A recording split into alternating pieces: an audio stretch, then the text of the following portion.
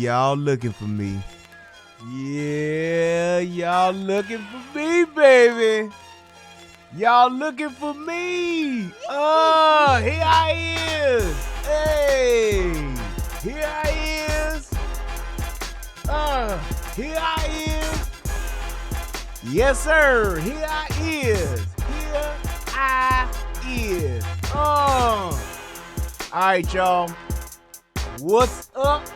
Welcome to yet another episode of the Relationship Rehab and the United Guns of America. I am your host, Brian Redmond, and on tonight, we will be speaking from the book of Galatians, chapter 5, verse 11. So, without further ado, we're going to move into my favorite part of the show, which is none other than my boo thing, my baby's mama, my side chick, my forever girl, my wife. Go ahead. Talk to us, baby. Federal law allows citizens to reproduce, distribute, or exhibit portions of copyrighted motion pictures, videotapes, or video discs under certain circumstances without authorization of the copyright holder. This is called fair use and is allowed for purposes of criticism, news reporting, teaching, and parody, which doesn't infringe of copyright under 17 U.S.C. 107. Okay, before we get started, I just want to say this. Today, I cried. I cried today because this video that I'm about to show y'all before we get into the Candace Owens thing, this video touched my heart. If there was ever a moment to show you the importance and the power and the connection of a son and a father, this is it.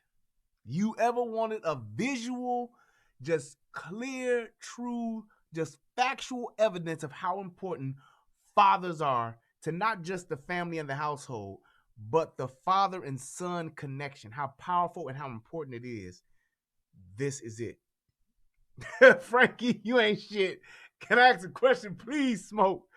Can I ask a question, Smoke? Can I please ask a question, Smoke?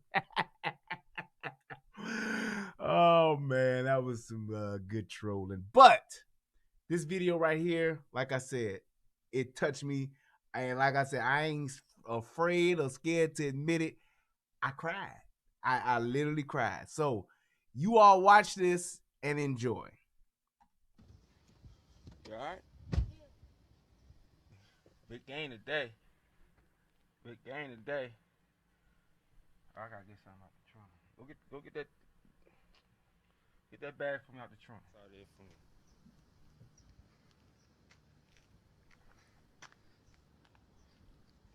Shit.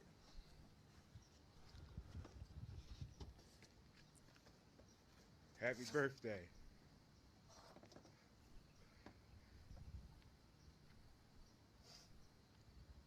Don't cry. You're about to make me cry. Don't cry. Pull it out. Let the world see it.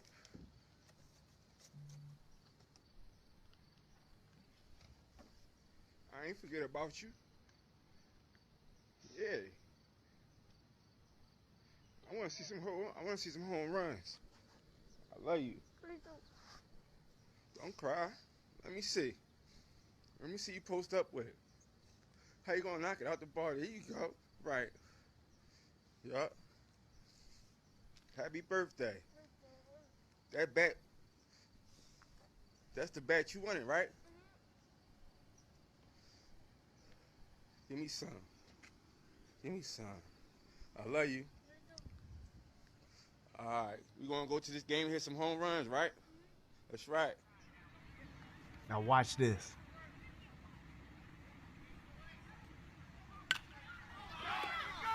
That's his son. I got it! Yeah! Yeah! I caught it, boo! I caught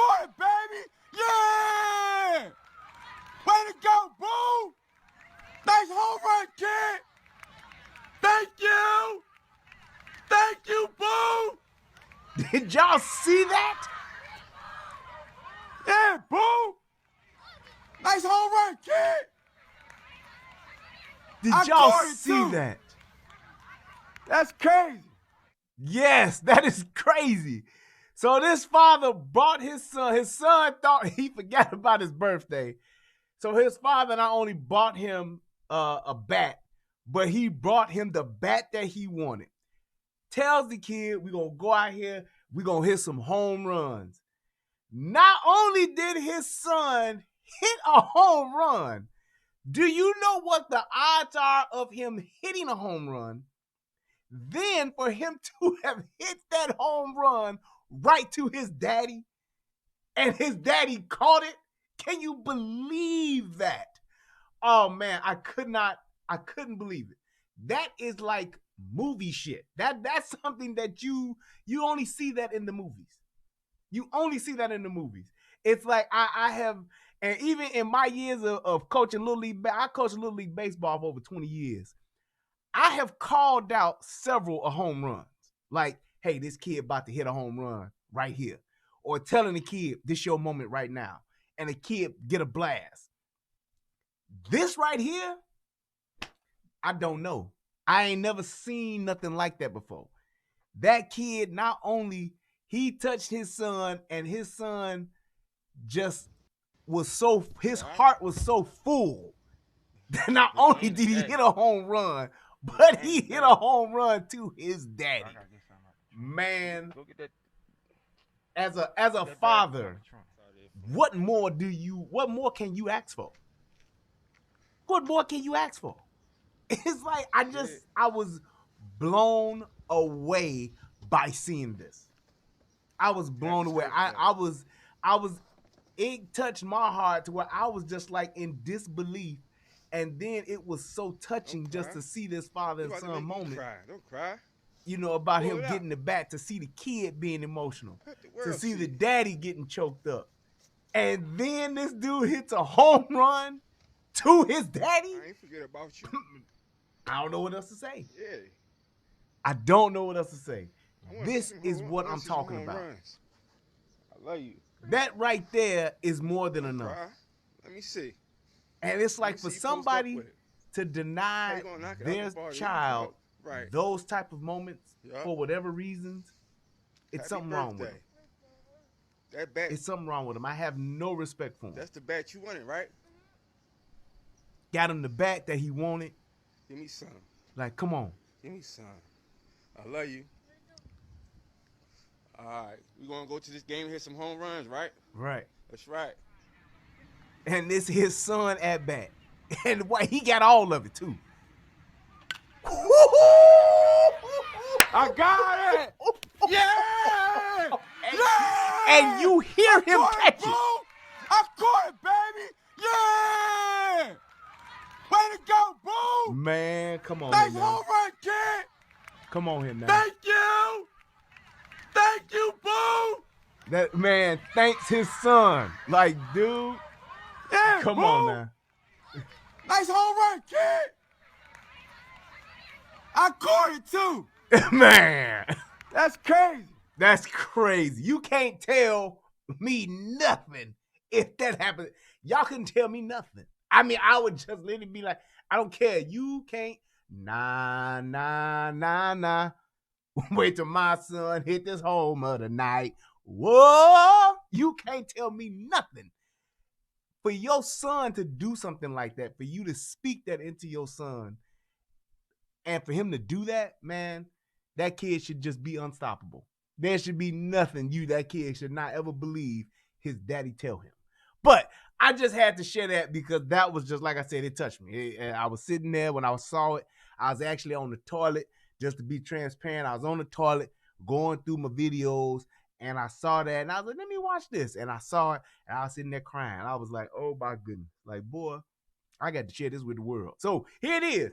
But let's move right along, and let's do what we do. And let's get ready to break down. Yes. So here we go. Let's go ahead and shut this off and get back into this. And I can do that by moving up this here. All righty, boom. And where is the can? There we go. Candace Owens. All righty. Now, I'm quite sure that everybody knows who Candace Owens is. Don't too many people know who the hell I am, but everybody should know pretty much who Candace Owens is. If you don't know, now you know. She's pretty much has been over the past few years one of the few black people, let alone black women, that's actually a Republican conservative. And for the most part, she really speaks her mind and speaks a lot of truth. I like the way that she speaks. She talks, you know, the things that she says, she makes sense. I don't agree with everything that she says, but for the most part, she does speak quite well. And the things that she does talk about, I kind of agree with. Yes, she is a Republican, a Donald Trump supporter, and all of that good stuff. However, when I saw this video earlier today, I saw this and I kind of like had some differentiating opinions about some of the things she said. And I kind of wanted to, you know, critique this video and just give my point of view and my thoughts about what she said in relation to the Ahmaud Arbrey incident that is taking place. Everybody knows about Ahmaud Arbrey. He's the flavor of the week right now, even though 5 people just got shot in the DFW at a park today. But nevertheless, nobody's concerned about that, but we concerned about Ahmaud Arbrey because it's a hot topic. But a lot of the things that she said on here, some I did agree with and some I actually disagree with. And I wanted to kind of like point those out. So I don't know what you guys may think of her. I don't know if you guys listen to her or watch her. I don't watch her too much, but like I said, quite a few of the times that I've caught her, you know, she's pretty much been well-spoken. Like I said, don't agree with everything she says, but most of the stuff she does, I do. So, but this one here, it kind of rubbed me the wrong way, and that's why I wanted to go ahead and do this. So, let's do it. Hello, Facebook. Haven't done a video in a while, and I wanted to be sure to insert my opinion about this very viral case of Ahmaud Arbrey, who is being dubbed as just a jogger by the media. And I just kind of want to talk about really just the media's role in propaganda and how upsetting it is to me that Black America always seems to take the bait. Like, I have to say, this case, after all of the work that I have done these last 3 or 4 years to wake Black America up to the fact that every election cycle there is some story that they perpetuate that is supposed to make us think that we are being chased by the Ku Klux Klan. And yet here we are, a couple of months away from an election, and there are Black people running around saying that we are being lynched in Georgia. So let's just start with just the case and how it's been being reported. So first, you are hearing that it is a modern day lynching. That should instantly, if you are a Black American and American, make your ears perk up a little bit, because there are not really modern day lynchings that are taking place in America. There are not lynchings taking place in general. I mean, even at the time, at the height of the Civil Rights Movement, when Black people were actually being lynched, it was approximately 3,500 Black people that were lynched from the entire period of 1882 all the way up until 1968. All right, so that's actually a very low number relative, not saying that lynching is okay, obviously, but a very low number relative to the population that we had at that time, or the population that we had all the way up until 1968. So here's my first thing about what she said. Number one, in all fairness, what people are saying as far as the lynching part of that, I understand what she's trying to convey as far as saying that it's kind of a harsh term to use, but I understand in which the context and people are saying it. I did not like the fact that she minimized, or in her attempt to minimize, lynchings being only 3,500. And here's why.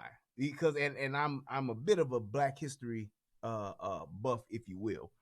Here's why I say that. If you've never looked up or researched a lynching, even though we say it a lot, but if you've never ever researched or looked up a lynching, the thing about a lynching, I can only think of one other form of I guess torture or murder. That's what it is. The only other form of murder that I think is probably worse than a lynching. And I know some people think ain't nothing worse than a lynching. Nah, motherfucker, use a lie. But this is the one that I think that is worse than a lynching. And it is being burned alive, like the witch hunts in Selma. Like in Selma, they said they was looking for women saying you a witch. And if they deemed you to be a witch, and if you confessed or if you didn't confess, they said your ass was a witch anyway. They literally tied you up at the stake, if you will, around a piece of wood, a tree, whatever it was. And they put trees and logs around you. And they literally set you on fire and burned you to death alive. For those of you who don't know what that's like, just a kind of a brief description. Aside from the fact that your skin is literally being cooked, the heat and the smoke, it actually burns you on the inside as well as the outside. So like your lungs, your esophagus, and all of that stuff, that's burning as well while you're tied to the stake. Okay. I don't know how many witch hunts there were or how many so-called witches were burned during the Selma witch hunts or whatever it is. Salem. I don't know why I keep saying Selma. What the fuck is Selma? Why am I saying Selma? Oh, shit. Selma is in fucking Alabama. The bridge, Martin Luther King and shit.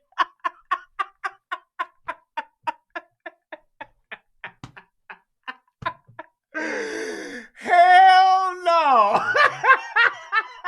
Y'all charge that to my head and not my heart. I'm like, Salem. I'm like, right, it's Salem. Why the fuck am I saying Selma? It's Selma, Alabama. That's King and I'm marching over the bridge. God damn. The march on Selma. Yeah, I got my shit twisted. But here we go. But Selma, Alabama is the march for civil rights. That's what King and them walk their tired asses all over. Salem, the Salem witch hunt, that's what I mean to say. But in Salem, that's where they burn the witches. Oh man, that's fucked up. But when you're talking about a lynching, if you actually know what, yeah, I know they know what I mean, but it's just fucked up that I was saying it like that. But anyway, when you look at just the thing of what a lynching was, it wasn't just a man hanging. The men that were lynched, they were beaten, they were kicked, scarred, whipped, they were cut.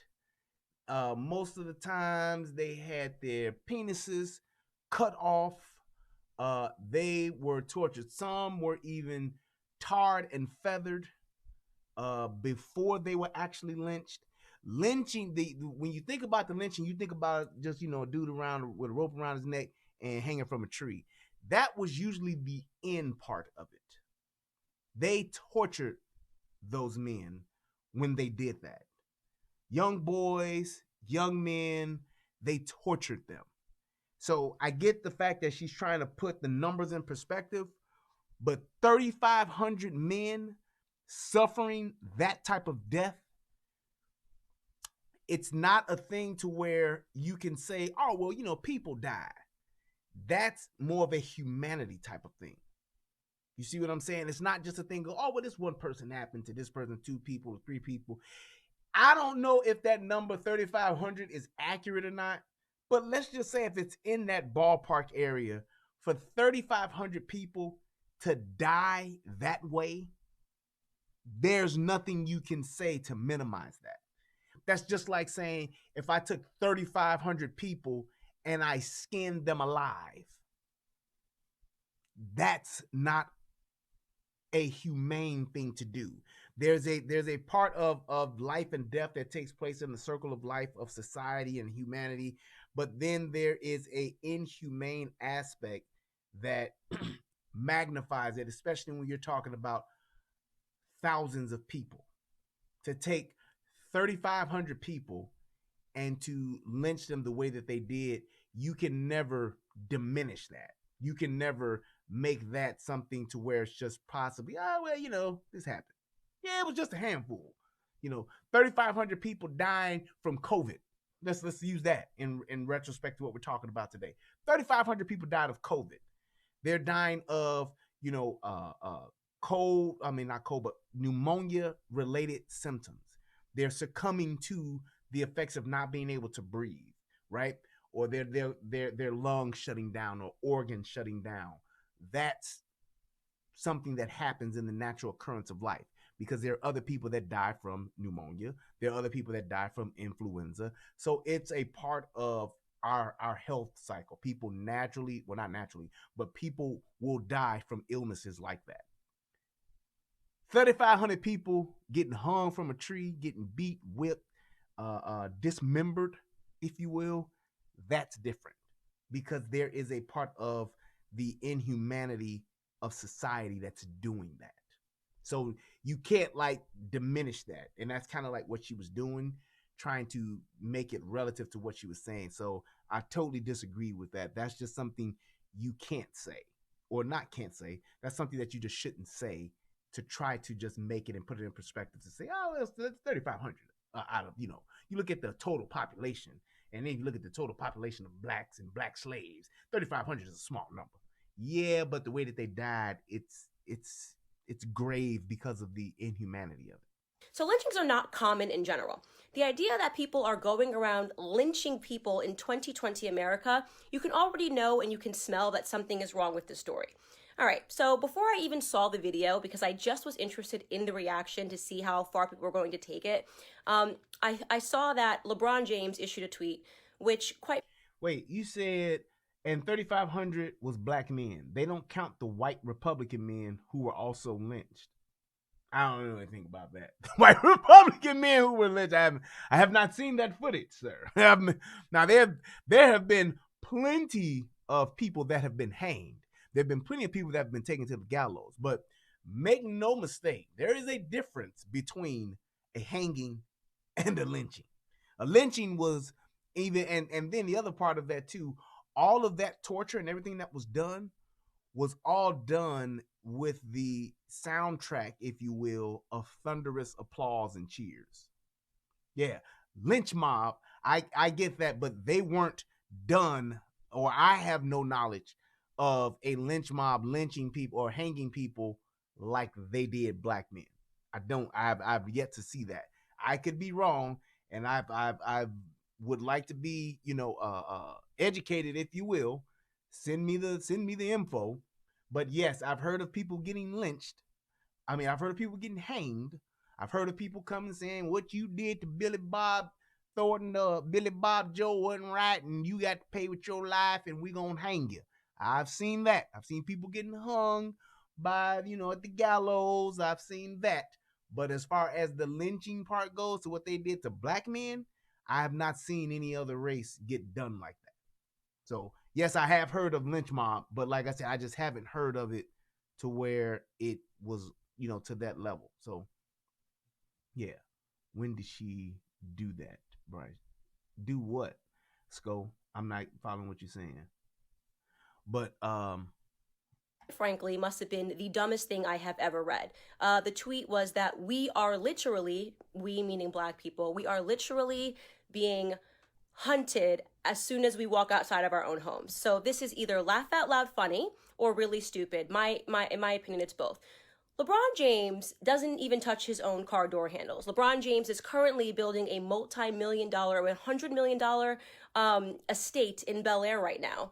And LeBron James has a white chef. He's got white housekeepers. LeBron James is somebody that has white people waiting on him hand and foot because he is successful and he has a lot of money, and that's what comes with money and success. So the idea that he is out there perpetuating some idea that black Americans are literally being hunted for walking outside of their doors is pointedly ridiculous and should have made everybody go, okay, this is really dumb.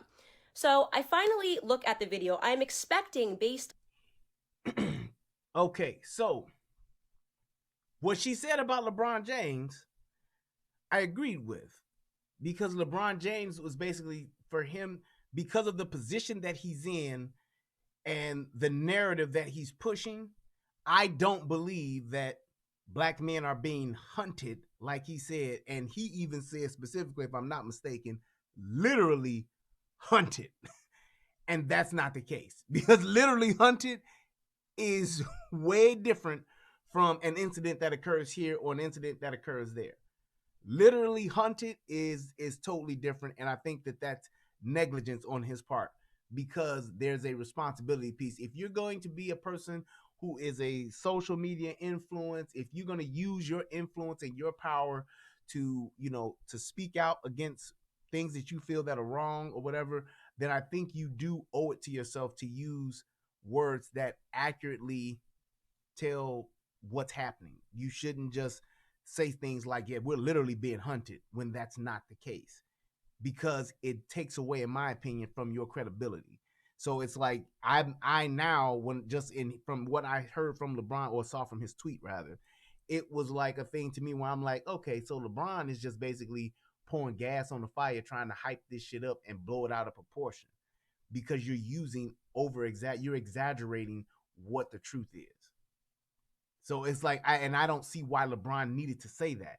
The argument of this shooting and to say what was wrong and what was right about it, I think it's more than enough evidence there to make your case on whichever side that you're in, to where you don't have to inflate or exaggerate and add things to it that aren't true, that aren't facts. That's my problem with what LeBron did. You can speak out and say whatever you want to say, you know, bro, but the fact that you're trying to say we're being hunted and we're not being hunted, I find that problematic. I find that being a problem with trying to exaggerate something that doesn't need to be exaggerated. You don't have to. From what we can see from that footage, there's plenty there, even though it's not the whole picture, even though all of the evidence hasn't been presented yet, there is still plenty there to debate and to look at and to address.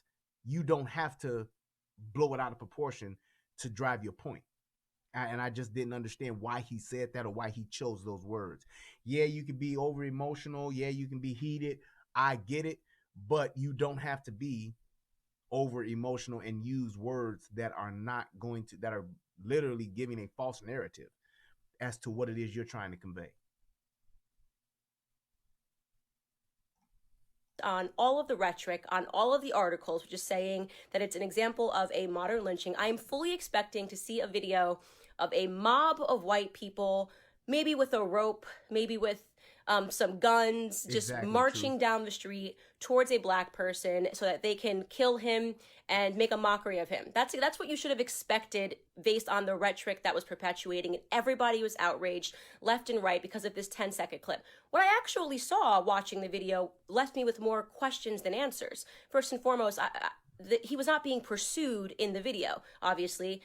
It looked like he was running towards the car, and then when the two people who had guns, he went around and he attacked the person. So that actually... Now, in the defense of Ahmaud Arbrey, he actually was being pursued. He was being pursued. They was after his ass, plain and simple. They were definitely after him because of the way that they were able to pull up in front of him and to be waiting on him. They absolutely were pursuing him. The car that was following him was in pursuit of him. So they had deemed, or they had thought of him to be committing a crime, and that's why they were in pursuit of him. That's why they called the police. That's why they were going after him. So yes, I have seen the other videos that they've released. So they've shown those videos of just saying, yeah, they were after his ass. They saw him do some shit that was illegal, and as citizens of that community, they were at him, plain and simple. So that's not true from what she's saying right there. With a lot of questions of like, what is going on in this circumstance? Who is recording this video? Because the person who was recording the video was obviously catching up to the situation. He hadn't been trailing this person. And I just wanted to know, how did everybody watch this 10-second clip and instantly think that this person was completely just a jogger who was being lynched? I don't even understand how that came across. Secondly, now that's my thing too. So, and I've said this, I understand why they are saying, or Ahmaud's family is saying that he was jogging, because that helps their narrative. And whether we want to admit it or not, there is a narrative that's being spun here. The fact that we are hearing about this February, March, April, May, some 3 months later from when this happened, damn near, there is a narrative that's being spun. There is a narrative at work here, and to their advantage, they are saying that he was jogging. Clearly, by the evidence from what I've seen, he was not.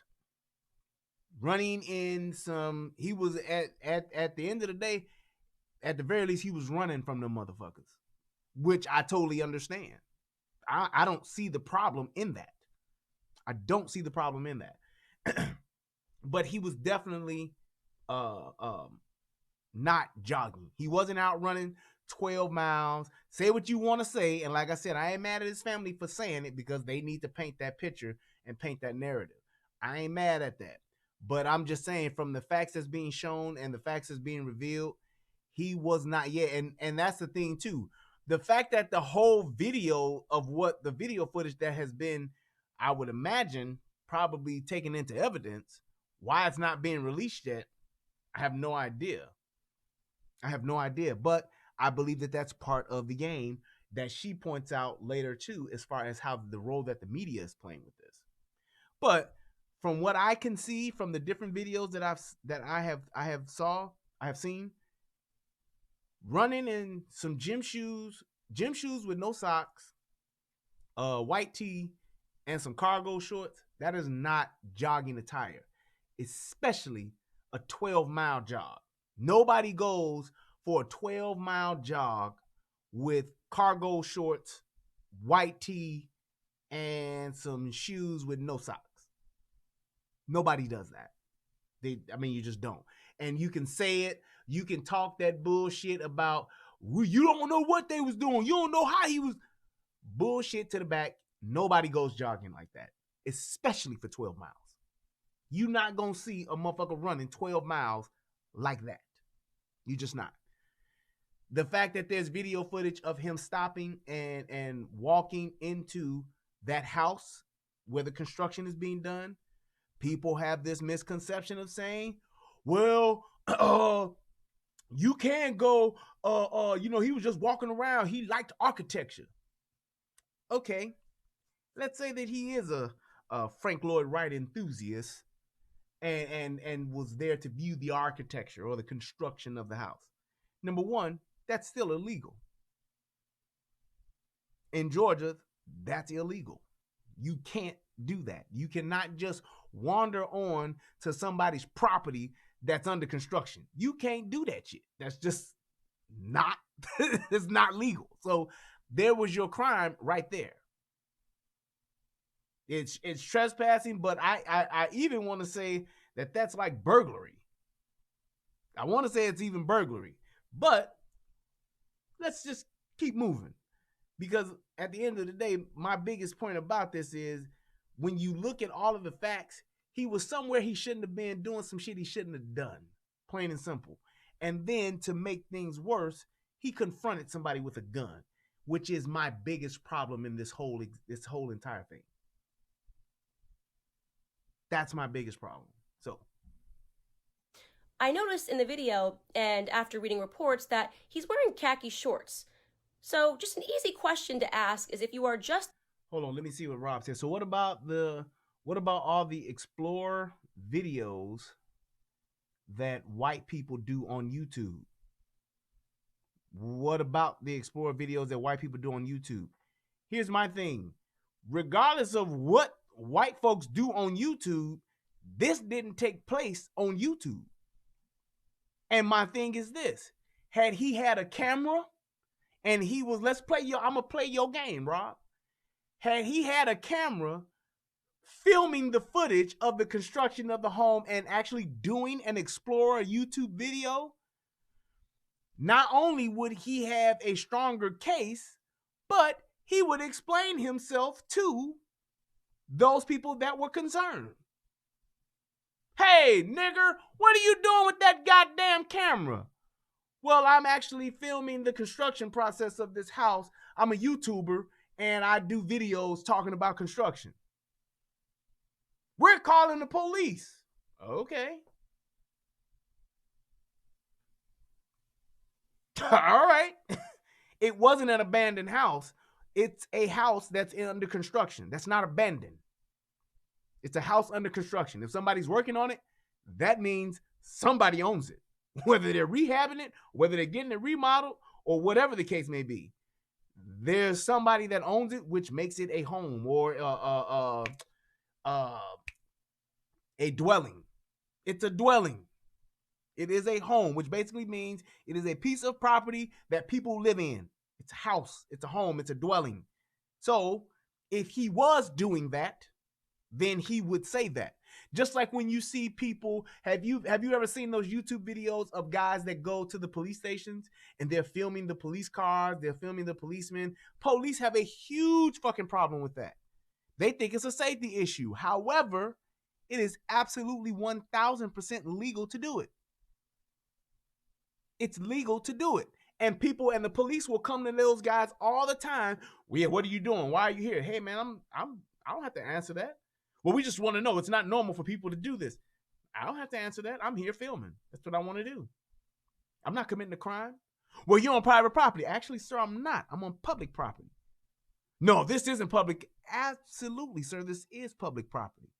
This is a city or a county-owned building, which means it is public, which means I have every right to be here. So the other part to that too, I'm with you, Rob. I don't mind doing this. This is what I do. So the other part to that, Rob, you're saying, what did he steal?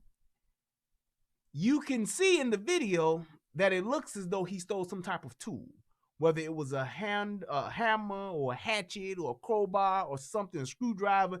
It looks something like that because he drops it and he's running. But that's still not necessarily the crime, even though it could be in addition to. The fact that he was on that property and it was not his, that is trespassing. And like I said, I'm quite sure because he's in somebody else's house, that's burglary. Going into somebody else's property is burglary or trespassing at the very least. Check the Georgia law on that. But I'm just telling you, so it wasn't a thing of saying, he was there, but he didn't steal nothing. If he caught something, if he had something, if he had it or not, whether he took it off the property, that's just in addition to. That's just in addition to. Here's my thing and this is all I'm trying to say as far as the reality. Exactly. Who jogs with tools? Right. But here's my thing in reality. Me being in the hood, I know niggas. And I can't tell you how many times there have been houses that have getting worked on, getting fixed, rehabbed, whatever, restored, or just whatever. And the crackheads, dope fiends, the local thieves have come onto those properties to steal copper piping, to steal tools, to steal the tools that are left, because contractors, construction workers, they leave shit all the time. They leave, especially if they're working there, they leave tools. So that's definitely an opportunity for somebody to get a drill, screwdriver, hammer, some nails, some materials. It happens all the time. That's facts. You say what you want to say and try to get as technical as you want to get, and I'm okay with that. But when you're talking about what we know and just being genuine with what we know about people and how shit works, people do that all the time. They see a house under construction, they break in there and they steal the hot water heater. They steal the AC unit. They steal anything that they could possibly take and resell somewhere or take it to a junkyard and get it scrapped. They do that shit all the time. They do it all the time. So, yeah, it happens. And what was he going to take away from the house wearing a t-shirt and shorts? You can see in the video that he drops something that looks like a tool. So it could have been a hammer. He could have just been walking by, said, let me walk up in here and see if there's something there. Grab the hammer. Shit, I'll take this motherfucker.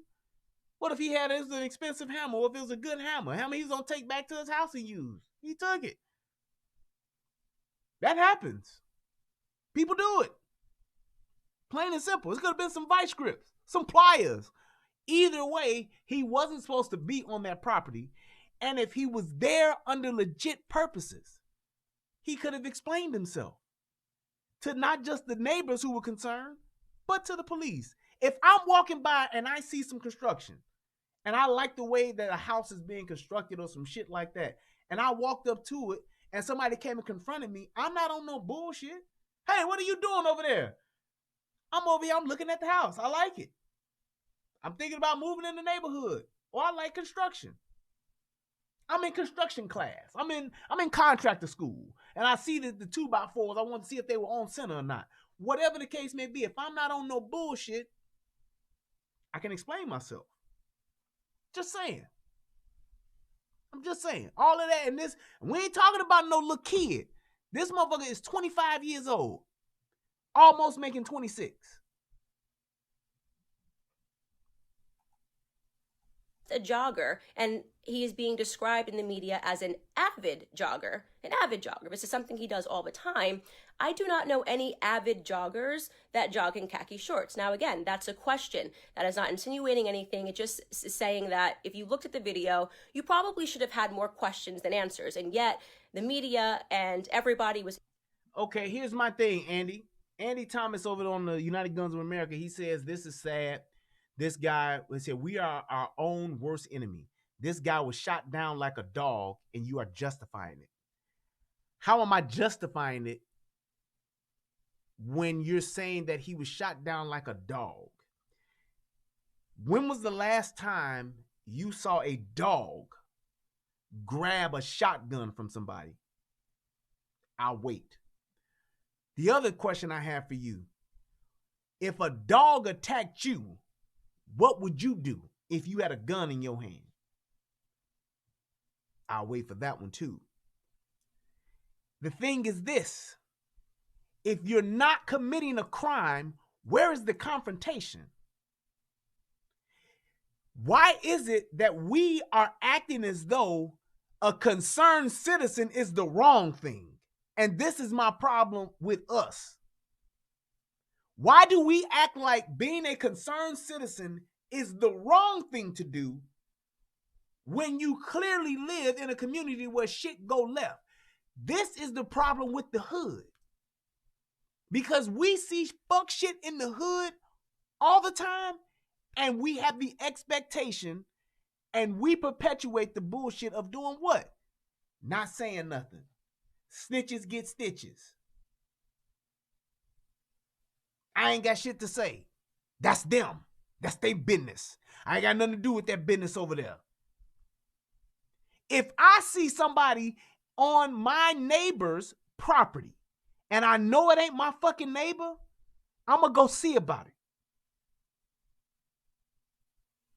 Plain and simple. And just like when I stayed in the hood, on the south side of Chicago, deep in the valley of the Wild Wild Hundreds, when niggas would pull up on my block in front of my house that I didn't know. Niggas, let me tell you what niggas would do. Niggas would pull up in front of my house because we lived on the corner. My daddy's house was on the corner. Niggas would pull up at all hours of the day or night. And they would be in the car by themselves with their boys, with their bitch, whatever. And they would have them something to drink, something to smoke, and would want to sit in front of our house, drink and smoke and get high, talk and kick it, drink beer and shit. And they would wind up leaving the shit outside on the curb, throwing the beer bottles and shit in our yard. So when I was there, I would come home. When I would come home, that's what I would see. Hennessy bottles, motherfucking Heineken bottles, motherfucking cigarette butts, ashtrays, ducks, all that kind of shit I would see. So you know what I started doing? When I was home and I would see a car out front, I'd be like, who the fuck car is that? I'd go outside. Hey, my man, who y'all looking for? Who y'all here for? Oh, man, we just chilling. Hey, man, y'all can't do that here. Now, I didn't go out there empty-handed. I went out there like this. Hey, my man, who y'all out here? What y'all doing? Hey, y'all got to move that, man. We don't do that over here. Oh, all right, no problem, big homie. Oh, all right, cool. No, we all good. We out of here. Because that first time when I do go out there and I be like, hey, man, y'all got to move that shit. And the nigga be like, man, fuck you. I'm going to be like, no, man, fuck you. Get the fuck from in front of my house. That's what I'm going to do. And if I saw that with my neighbors, it would be the same way. No, we are not the police. Well, actually, at one point I was, but no, we are not the police. But we are citizens and have every right to do just that, to police our own neighborhoods. And those guys, what they're testifying to, which has not been proven yet, what they're testifying to is that this whole thing kicked off because they saw his ass over in somebody else's house that was under construction, and they were concerned. They saw him take some shit, or they saw he had some shit in his hand, and they, at that point, presumed that he stole something, which is probable cause. If I see you somewhere and you're not a fucking construction person, you're not a contractor, and you have a fucking tool in your hand, I'm gonna think that you stole that or that you're there to steal something. If there's a motherfucker on my front porch with a goddamn crowbar in his hand, I'm not gonna think that he's there to help do something. I'm thinking that he's there to help himself to something. You see a motherfucker with a tire iron walking down the alley, fuck you think he changing your tire? No. You have to use, just, all I'm saying is this. There's always an exception to the rule. There's always that one outlier where this ain't that. But in general, when you're talking about making an assessment about something like this, use your general common knowledge. Use your street smarts. I don't see why, and it seems to me that every time when black folks see some shit like this and it involves a white person, that is automatically a lynching, white, racist, no good cracker, overseer, slave master, Ku Klux Klan grand wizard actually going out to kill the nigga he been promising all of these years to kill. And even they've shown pictures of this dude being in the Ku Klux Klan. He don't like niggas. Let's give him that. He still caught a nigga breaking the law. Why can't he confront him? Because he's a racist? All racist people can't confront black people. That don't make any sense. They have no evidence of him stealing anything. You are correct, Andy Thomas. But they also have probable cause of him possibly stealing something. And that's the part that I don't understand why black folks don't want to address that. Because y'all trying to make it seem like if y'all pulled up to y'all crib and y'all saw a nigga that y'all didn't know on y'all property, y'all ain't gonna do shit. That's what y'all saying. And I'm not even trying to debate that because I don't have all the facts and I don't have all the evidence. But from what I'm seeing, from what they're showing, it definitely warrants some level of investigation. And anybody that's trying to deny that, then I'm just going to call it what it is. You full of shit. And you're just trying to look for something that isn't there to try and help and justify your own narrative, which is these was 3 white racist white guys who just wanted to kill a nigga, or as you said in your words, shoot a nigga down like he was a dog. And if that's the narrative that you want to say about white folks, I'm going to roll with that. And I'm going to ask you this. If that's what we saying, that's what white people do, then why the fuck are we walking on the other people's property? And why the fuck don't we walk around with guns everywhere we go? Because I'm telling you right now, if I'm walking down the street right now by myself or with my kid, if the police stop me and I ain't doing shit wrong, I can answer their questions to some degree. But you let a motherfucking neighbor or a fucking concerned citizen come up to me and they talking shit or they got a gun, I'm up and thang on their ass. Because I got just as much as right as they do to do what the fuck I'm doing right now. If I ain't committing no crime, I'm pulling strap. If I see 2 white boys, 3 white boys, 4 white boys, 5 white boys, 6 white boys, 7 white boys, 8 white boys, 9 white boys, let me see them roll up on me in a pickup truck, in a Yugo, in a Hyundai, on a tractor, on some horses, on a motherfucking cotton gin, on a bale of hay. If they pull up in a goddamn Camaro or a Corvette, I don't give a fuck. They can ride up in a Bentayga, a Bentley truck if they want to. Ask me some motherfucking questions. Nigga, you got a problem. And it's gonna be what the fuck it is. I ain't running. I'm too fat and I'm too much of a gangster to run. What Scarface and them say? Real gangster ass niggas can't run fast. I'm not running. And I'm not gonna be motherfucking subject to these punk ass niggas questioning me, and I ain't did shit wrong. But here's the kicker. I stay strapped. I stay prepared for that. Because I know what the fuck it is. I know it's white boys out here with shotguns, AR-15s, Tavors, motherfucking Scars, motherfucking shotguns, motherfucking Uzis, motherfucking 9mm carbines. I know they out there. And that's why I'm out here with 9mm, with 40 cals, with motherfucking AR-15s, with motherfucking shotguns, with motherfucking carbines. I'm out here with that same shit. So if you know, and every other black person that's revved up about this shit know, that all of these white folks is out to hunt us down, then who's really the dumb fucks if we ain't arming ourselves? Tell me that. If I know everybody in the world is out to get my black ass, and my black ass don't have a gun, I think I'd want to get got. If a deer could shoot a fucking rifle, do you think all deers would have guns? Somebody teach a deer how to shoot a rifle and see what the fuck a bunch of deers do. You're gonna see a bunch of deers galloping around with AR strapped on their back, eating motherfucking apples and eating corn and all that shit. Looking for motherfucking dudes in trees. And the minute they down drinking water and they hear that bush, that rustle in the brush, they ain't gonna be looking up saying, who is that? Who trying to come in? They gonna look up like, hey, motherfucking hunters, I got some for your ass now. It ain't no fun when the rabbit got the gun. That's what they gonna do. So my whole point with this is, because there is so much that has not been revealed yet, which is part of the media being on bullshit. I get it.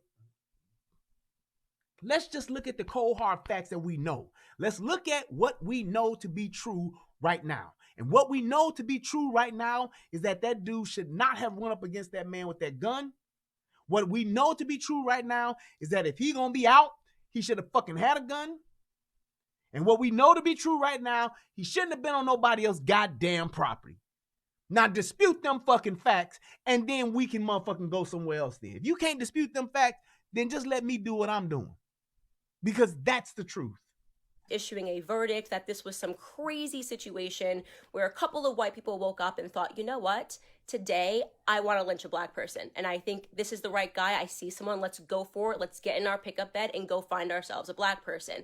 That was actually just made no sense. But people rarely pause to think, because people are desperate to foster this race narrative in this country. And because there's not many examples of people being lynched or black people being pursued on foot by white people, the media really drummed this one up. All right, so. And here's my other thing to that. If they wanted to shoot him down like a dog, why would they wait until he got that close? My father is on the back of the pickup truck with a handgun. I got a fucking shotgun, and this dude is coming right at me. Why wouldn't I just let loose? Why? And the guy who is trailing, we now found out, because that's what people were saying, they ain't know who the dude was that was behind them filming.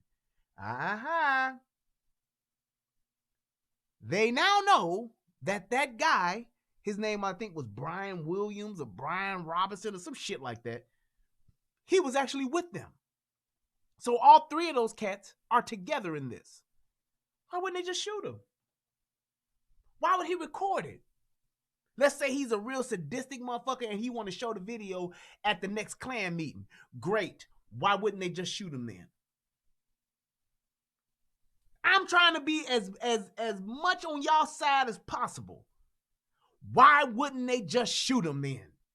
We got my guy is recording the whole thing. He about to see me line this motherfucker up and drop me a nigga. I'm going to be the talk of the town. I'm going to become grand wizard of my chapter. I'm going to be the man. I might win Klansman of the Year if they can film me shooting this running nigga down. Why wouldn't I just shoot him as he was running up before he even got to the back of my pickup truck? I would have just laid him out. Me and my daddy. Why would I let him get close enough to where not only is he able close enough to even swing on me, but he's close enough to grab my gun? Why would I let him get that close if my intention was to shoot his black ass down like a dog? You see how that shit don't make sense? And for those of you that's watching this and all you can just say is, man, but that wasn't right though. Man, but that wasn't right though. Man, that wasn't right. Man, what they did, man, that shit was racist, man. They shouldn't have did it. The dude is a fucking Klansman, man. Okay. The intention of saying I'm going to shoot this motherfucker down like a dog when I had ample opportunity to do it. Why wouldn't I? Do y'all realize that once that dude put his hands on that gun, that it was motherfucking a fight for both of their lives? Had that dude had got the right kind of twist of an arm or the twist of a weapon and was able to do some old Nico from motherfucking Above the Law Steven Seagal shit and get that gun from him, you think that black dude would have been like, nah, you go home and you ride off with your daddy? Or do you think he would have shot that white boy down and shot that other white man down and shot that other motherfucker down with that shotgun? He would have shot that motherfucker, plain and simple. And I'm sure he knows that, and we all know that. I ain't gonna take no gun from no motherfucker just to save myself. I'm taking the gun from myself to eliminate the threat. That's what I'm doing if I'm gonna do that. If I'm trying to save myself, I'm gonna run as fast as the fuck I can away from the threat. If I'm trying to confront it, I'm trying to confront it to eliminate it. That's it. If that dude was standing there with a fucking knife, if that dude doesn't run away from the knife and runs to the knife, he's trying to get that dude knife from him so that he can protect himself. Point is, it's a dumb fucking move because the odds are stacked against you so high that you won't survive. It's ridiculous. It's ridiculous.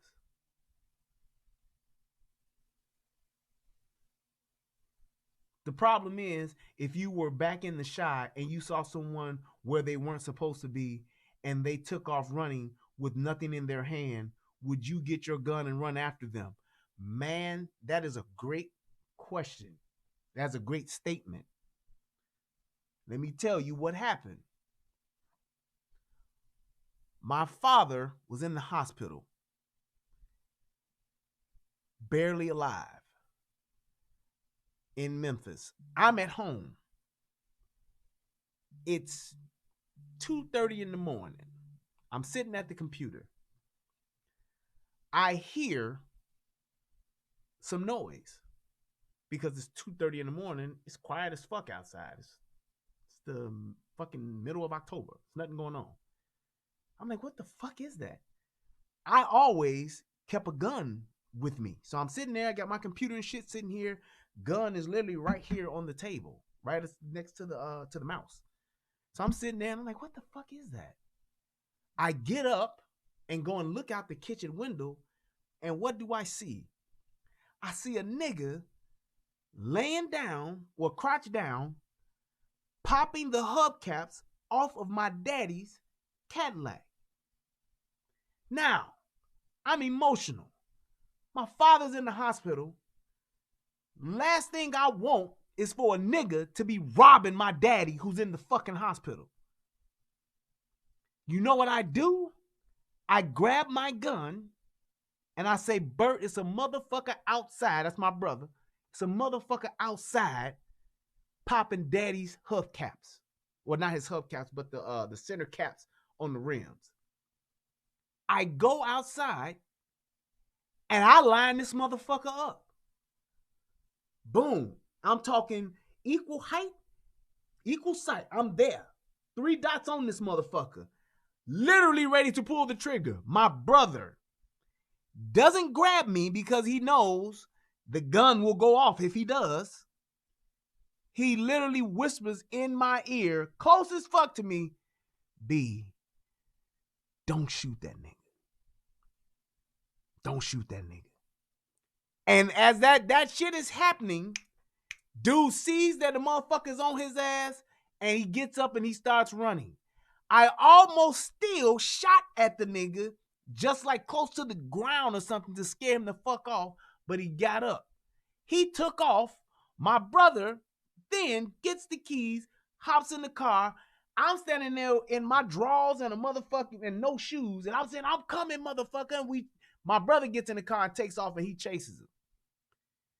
Dude jumps over a fence or whatever. My brother says he like hurt his leg and he land there and he crying saying, please don't hurt me, please don't hurt me. But you asked what I've shot him. I was ready to shoot that nigga. Plain and simple. He was fucking stealing from me. He was on my property stealing something from me. Yes, I was ready to shoot that motherfucker. So there's my mind right there. The reason why is because if you got motherfuckers over there stealing shit, how you gonna, if the motherfucker steal from me, he gonna steal from my next door neighbor. If he steal from my next door neighbor, the motherfucker will steal from me. A thief is a fucking thief. He don't give a fuck. Plain and simple.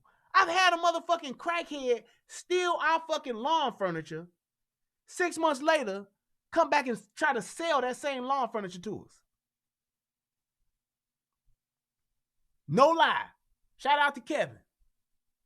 That motherfucker stole our wrought iron lawn furniture and like 6 months later tried to sell it back to us.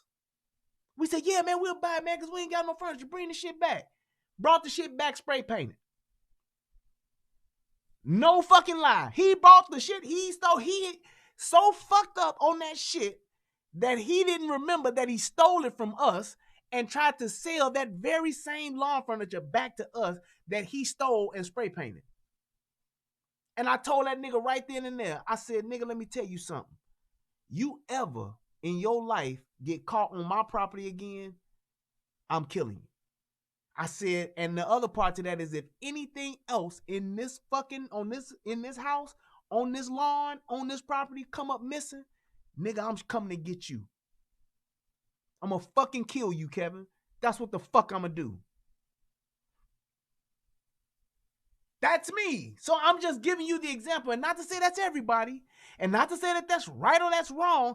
I'm just telling you, when it comes to a man and his property, when it comes to people and their property, there needs to be a certain line drawn and a certain level of respect. If you let people steal, not just from you, but from your neighbors, that will absolutely beget more crime. It will absolutely make people steal more shit. If I know the neighbors ain't calling the police and the neighbors ain't gonna say shit, the neighbors ain't gonna do shit, I'm gonna keep coming back. I'm gonna keep stealing. So those guys had every right to be concerned citizens about a motherfucker in their neighborhood. Why wouldn't they?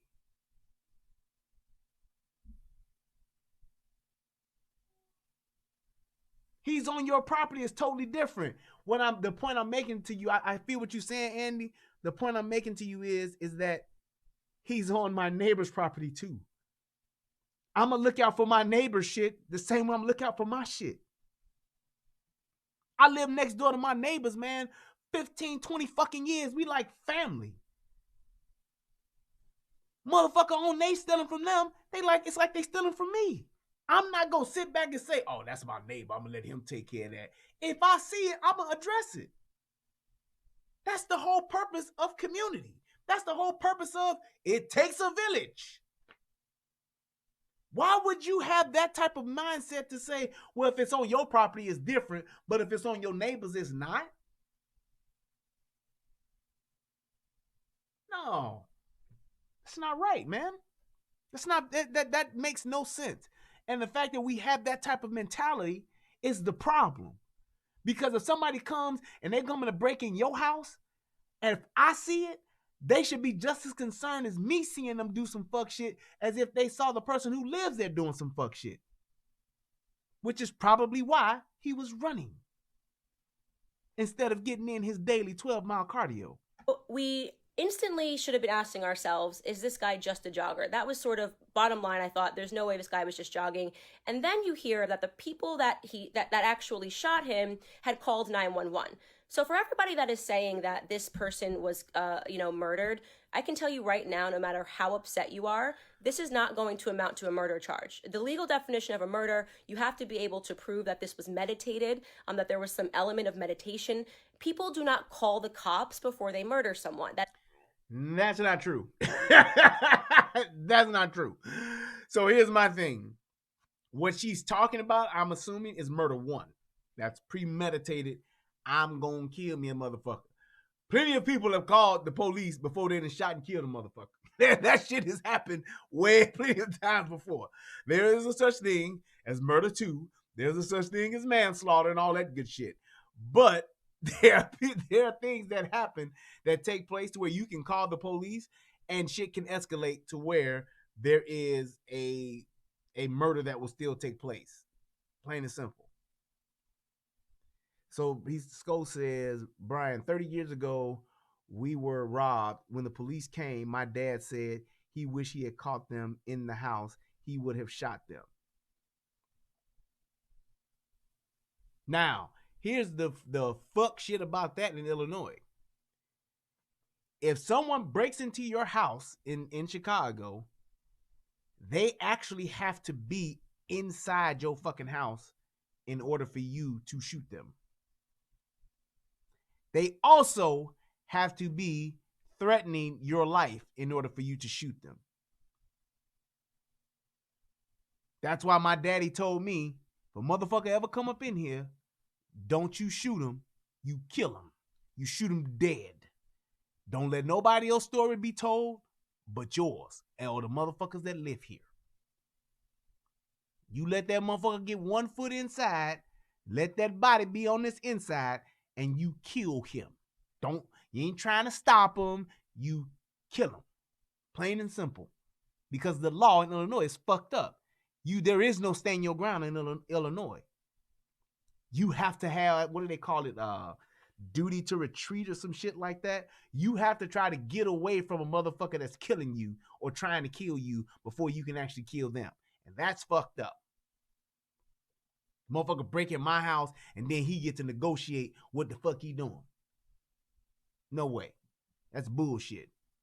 It's just not what somebody does. You don't pick up the phone and say, hi, 911, I'm about to go out and commit a murder. That doesn't make any sense, okay? Obviously, something went wrong, so this will amount and can amount to a manslaughter charge, maybe a manslaughter conviction. This is not going... Hey, everybody that's watching, please click the like button and subscribe to the channel. Please click that like button. Going to amount to a murder conviction, okay? He was not the only person that called 911. Multiple people throughout the neighborhood called 911 because they were reporting seeing a person entering in a property that was not theirs, that was under construction. Now, I've seen people who first said that this was all a lie and he was just a jogger, now pivot and say, okay, he just liked to look around at architecture in the neighborhood and that was a thing. Well, first and foremost. And see, here's my thing with that. I agree with that. Like I said, the fact that his family is saying that, I'm all good with that because I understand what their position is. You want to have a civil case, you want to, sue the city, sue the county, whatever the case may be, you want to sue, you need to paint the narrative to where the police are gonna, settle, essentially. So making it seem like he's a jogger, absolutely, they should say that. For us, the people who have nothing invested in this, just look at the truth and look at the facts. Y'all know good and goddamn well with all of the evidence that's coming out, that dude was not jogging. He wasn't jogging 12 miles. He wasn't even, and the other thing about that too, and this was something that my brother Easy pointed out to me. He said, I know, and he's talking about himself in his own neighborhood. He said, I know the people that jog or run in my neighborhood. I see them all the time. I see them all the time. The people that run in your neighborhood, that run in your area, in your community, whether they running 5 miles or 15, you know them because you see them. They jogging every day, every other day, twice a week, on the weekends. You see them, so therefore you would have some type of common knowledge to where not necessarily you know them, but they look familiar enough to where you know that you ain't got to worry about that motherfucker. You see what I'm saying? So it's like, that's just the common sense part of this, y'all. I'm not trying to say I know exactly what happened. Yes, it's a ton of what ifs, and if was a fifth, we'd all be drunk. Using common sense based on the evidence that's been shown to us.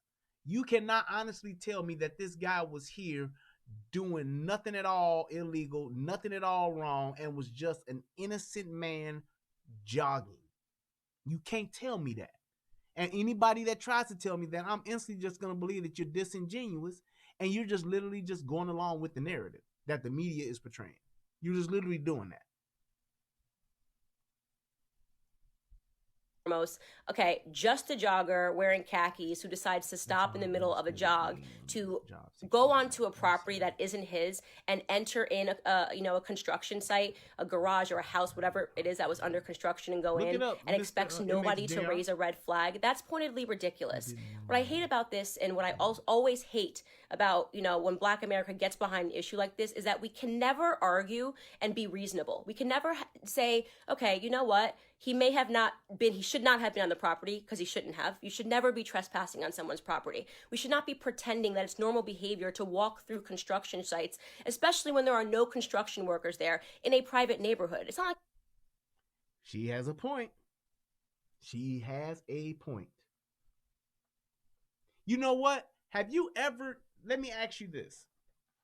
Have you ever driven by a construction site where there's, like, I'm talking major construction, like on a office building, on a skyscraper, whatever the case may be? Have you ever noticed, and even like on construction, like bridges and things like that, have you ever noticed that when they are not working, you will see the cranes holding the tools 100 feet up in the air, 70 feet up in the air? Have you noticed that most of the equipment that's there that is like able to be taken, they put it in a basket or a bucket or in some type of container and they hook it up to a crane and they lift it up in the air? You wonder why they do that? Because people will come by in their trucks, cars, walking, jogging, whatever the case may be, and they will steal the tools. Those little generator things that you can hook up to your vehicle, they will come by and hook the shit up to their vehicle and drive the fuck off. It's happened enough to where that's what they will do. People steal construction equipment. I know somebody right now that stole a backhoe. You want me to tell you how they stole the backhoe? I shit you not. A real backhoe.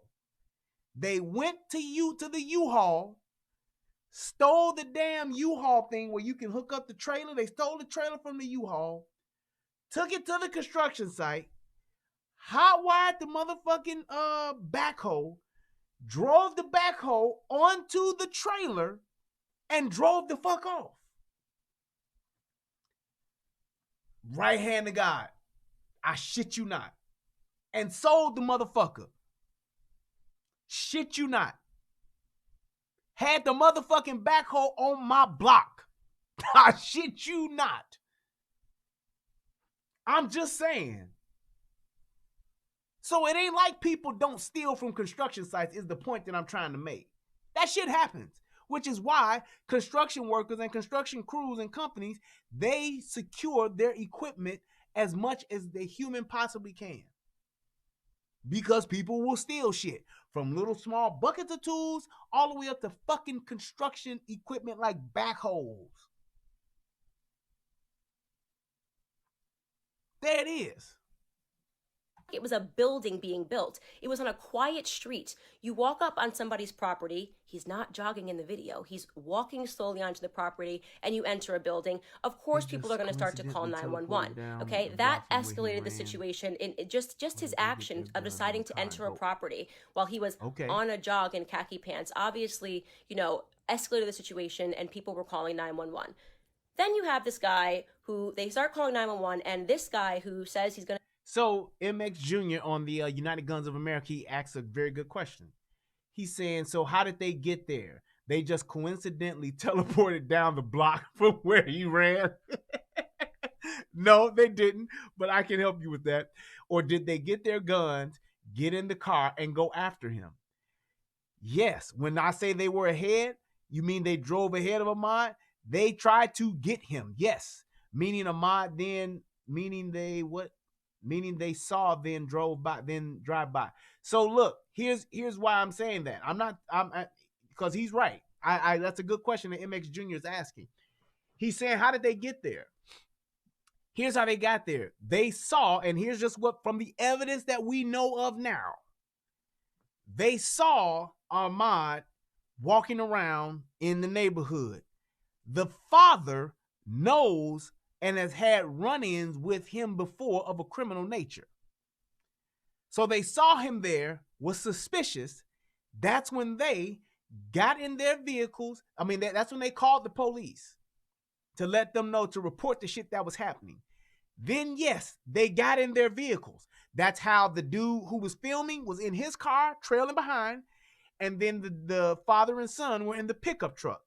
So, yes, they saw him and then went in pursuit of him in order to detain him under a citizen's arrest, which is legal. That is legal to do.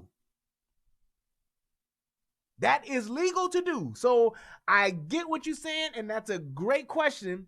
Then that is legal to do. And you can have a firearm like a shotgun or a handgun in Georgia. Open carry is good in Georgia. You can have a gun. They did not point that gun at him until he came and grabbed the gun. When you see the video, you will see the guy holding the gun. Actually, I believe he has it down or he has it up like this. It is not pointed at him. You see him run. The guy with the gun is on this side. Ahmaud runs on this side. The guy then goes to confront him on this side. Gun still not raised. How do I know the gun's not raised? Because when Ahmaud grabs him, he grabs the gun like this. And that's when the guy is then beginning to retreat with the gun. He's literally backing up with the gun, and that's when he turns it. And I believe that first shot is the one that shot him in the hand or whatever. So that's how you know he didn't have the gun pointed at him like, yeah, put your hands up, motherfucker. They were stopping him, which they had the citizen's arrest. You saying for what, Stacey B? If they did not see him, they did. That was the whole reason why they called. They didn't just see this dude walking down the street and say, hey, let's go fuck with him. That is not what they did. They saw him actually on the property, which is why they went after him. That's why they called the police to report the shit was happening, and then they went after him. You can, and don't take my word for it. Please don't take my word for it. Go look at the video and listen to the 911 call. Just do it. Just do that. Look at the video, YouTube it, download, Google it, and look at the video and listen to the 911 call. And you can also see the video footage of him actually walking around on the premises of the house under construction. So you can go see that. Don't take my word for it. By no means necessary. Don't take my word for it. Don't believe shit that my fine black ass is saying.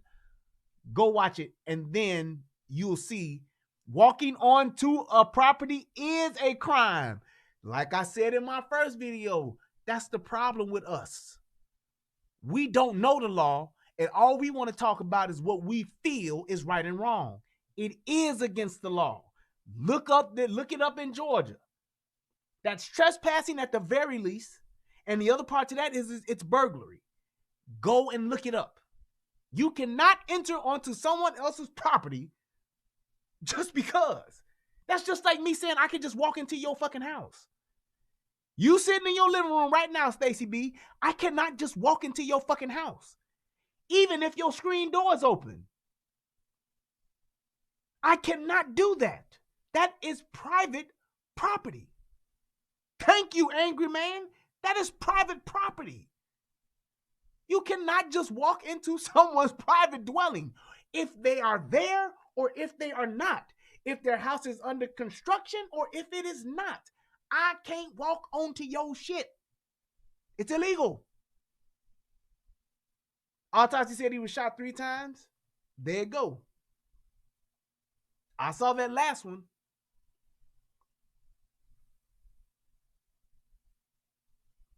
So that's my thing, Stacey. What you typing is not actual facts. Now, here's my point to that. Do you feel that that was wrong? The shooting was wrong?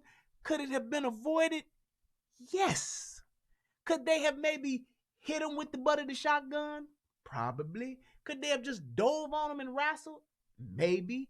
Had they not had them guns, could Ahmaud probably smoked and whooped both of their ass like Floyd Mayweather? Very possible. But that's not the case.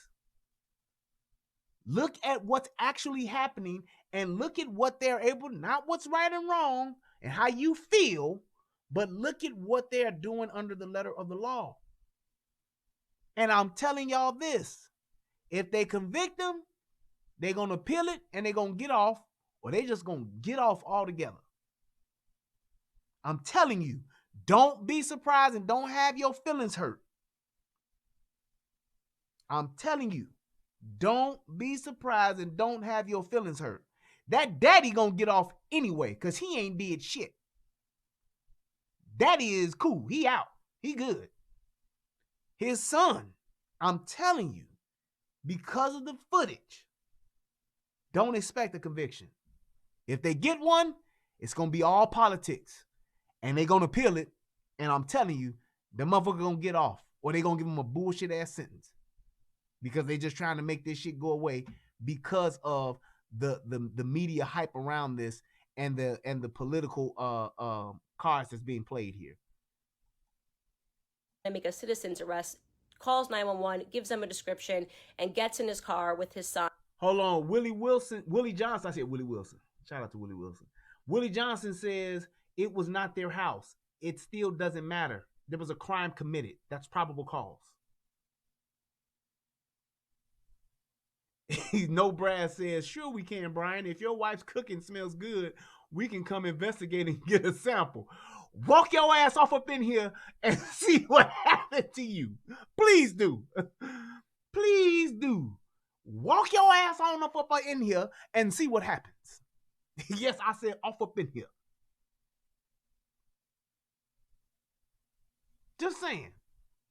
Damn, I muted the vid. I was on another call. Can I call in? Hang on, Brian. We might just be able to do that. And has a shotgun. If the point of the debate that people were having was whether or not that action was smart, whether or not making a citizen's arrest is a good idea, you would probably find that everyone sort of agrees that it's not really the best thing to do. Calling 911 is usually enough. If I saw someone entering a property and I didn't think they lived there, I would call 911 and I would leave it alone. But that is not the argument that people are making. And here's another point that I agree with what she said. That is your option. I could have easily just called the police. Officer, yeah, I just like to report there's a person who's over on a dwelling that I know does not live at that dwelling. This person is looks like he has a hammer. He looks like he has something. He should not be there. Need to send a car ASAP. I can do that. Call the police. And that's what a lot of people are saying. You just should have called the police and left it alone. Minded your own business. Yup. But here's the thing. What's up, April? Here's the thing. I also have the right to investigate something that I see where a crime is being committed, which had already taken place. And I also have the right to make a citizen's arrest. I'm exercising my rights. It's the same thing with Trayvon Martin. Everybody says George Zimmerman was not the fucking police. You right. He was a fucking wannabe police at that who couldn't cut it. You are absolutely right. George Zimmerman also was a fucking asshole who thought because he had a fucking gun, he could do whatever the fuck he wanted in his neighborhood. Absolutely right about that. George Zimmerman did not have to approach that kid and ask him where the fuck he going, what the fuck he doing, and all that shit. 1000% correct. However, he was within the law to do it. People also say about George Zimmerman, the dispatcher told him not to follow. The dispatcher sure as fuck did tell him not to follow. However, the dispatch does not have the authority to stop that man from following somebody. The dispatcher simply made a fucking recommendation. Hey, Sinead. That's the point. Say what you want to say, what they shoulda, woulda, coulda did. However, what he did was within the confines of the law. Now, once they got into that scuffle, once they got into that fight, it turned out, because he was the only one here to tell the story, he went from confronting a person he didn't know in a neighborhood who looked suspicious because he had on a hoodie, drinking a fucking Red Bull and eating some fucking Skittles. He deemed him to be, or he thought he was, a bad guy and confronted him. And from that, they got into a physical altercation, which turned out to be a fight for his life. His head was getting knocked against the concrete and Trayvon Martin was winning. That's what the fuck he said. However, we don't know what the fuck happened, do we? Because we only got one person's story, because that kid is dead. Say what you want. Talk about what you feel is right. The fact of the matter is, George Zimmerman did what the fuck he wanted to do because he was well within the law to do so. Say he was right or say he was wrong, that he killed that kid, so fucking what? He was well within the right. And once that fight ensued, it was a fight for his life. It was a fight for Trayvon's life. However, Trayvon did not have a fucking Smith & Wesson 9mm. Plain and simple. Plain and simple. And the thing is, we too often underestimate white folks. We too often think white folks ain't shit. Fuck a pussy ass white boy. White boy ain't gonna do shit to me. That's what the fuck we think. And we think, oh, I can whoop a white boy's ass. Ain't no white boy gonna whoop my ass. Fuck that. I'm gonna beat his motherfucking ass, bruh. Fuck you time about, nigga. I'm gonna fuck him up. That's what you think. And you just might do it until that gun come out. Till that gun come out. Is what it is. If you ain't ready to fight to the death, you ain't ready to fight. If you don't have the tools to protect yourself, don't get in the fight. Run the other way. Not walk, not talk, not skip, not hop. Run the other way. Because I tell you one thing I know about George Zimmerman. His fat motherfucking ass could not have caught Trayvon Martin if Trayvon Martin was backpedaling. He wouldn't have never caught him. That young boy probably was running a 440, goddammit, a 4-second 40. Easy.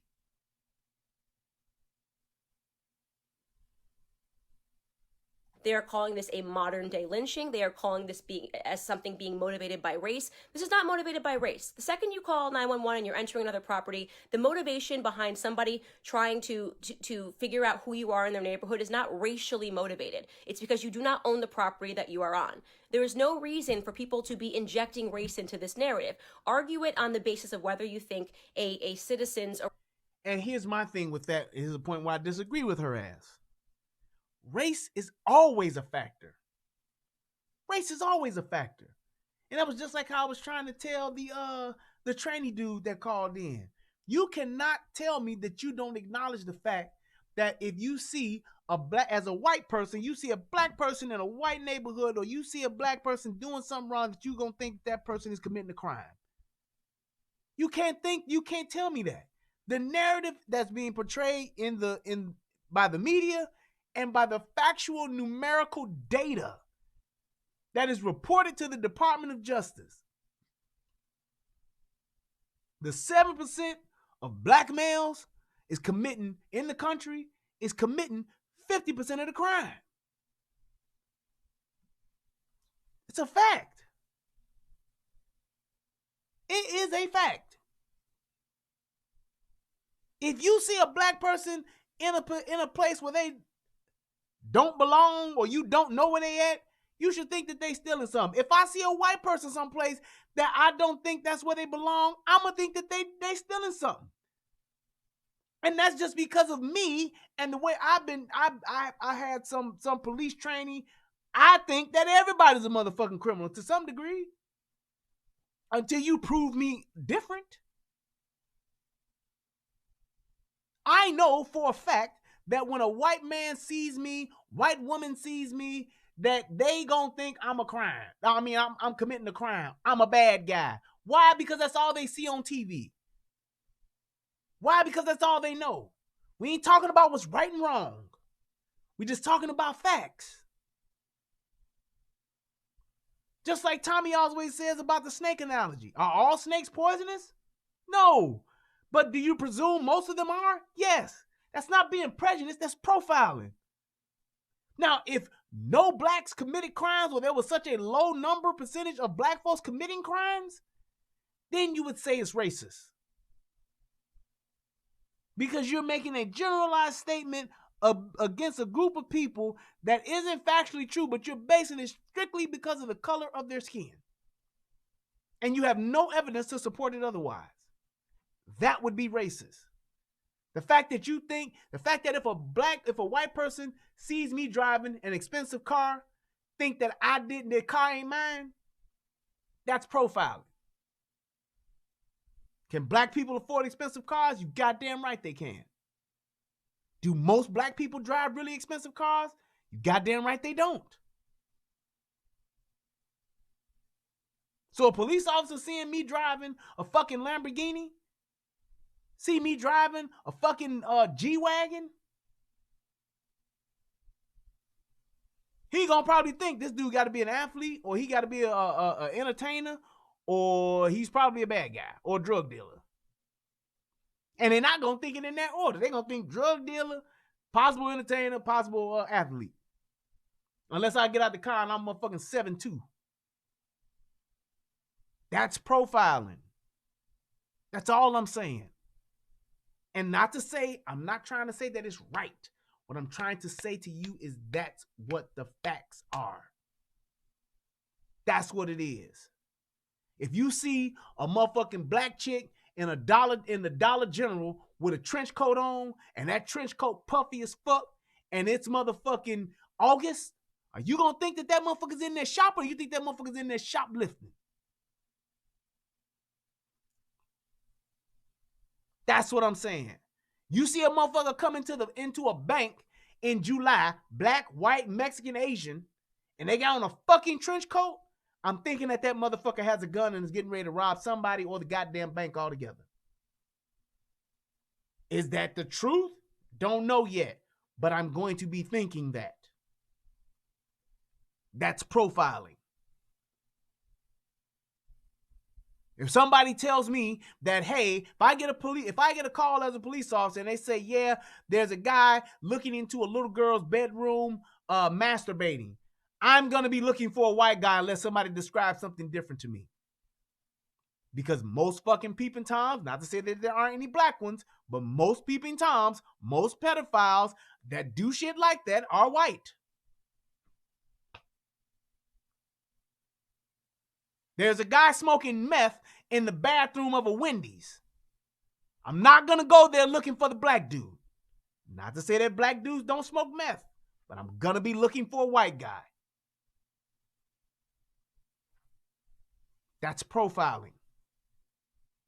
That ain't racist that I think all white folks smoke meth. It's profiling because most people that smoke meth are white. Most people that smoke meth are white. That's not me being a racist. That's all I'm saying.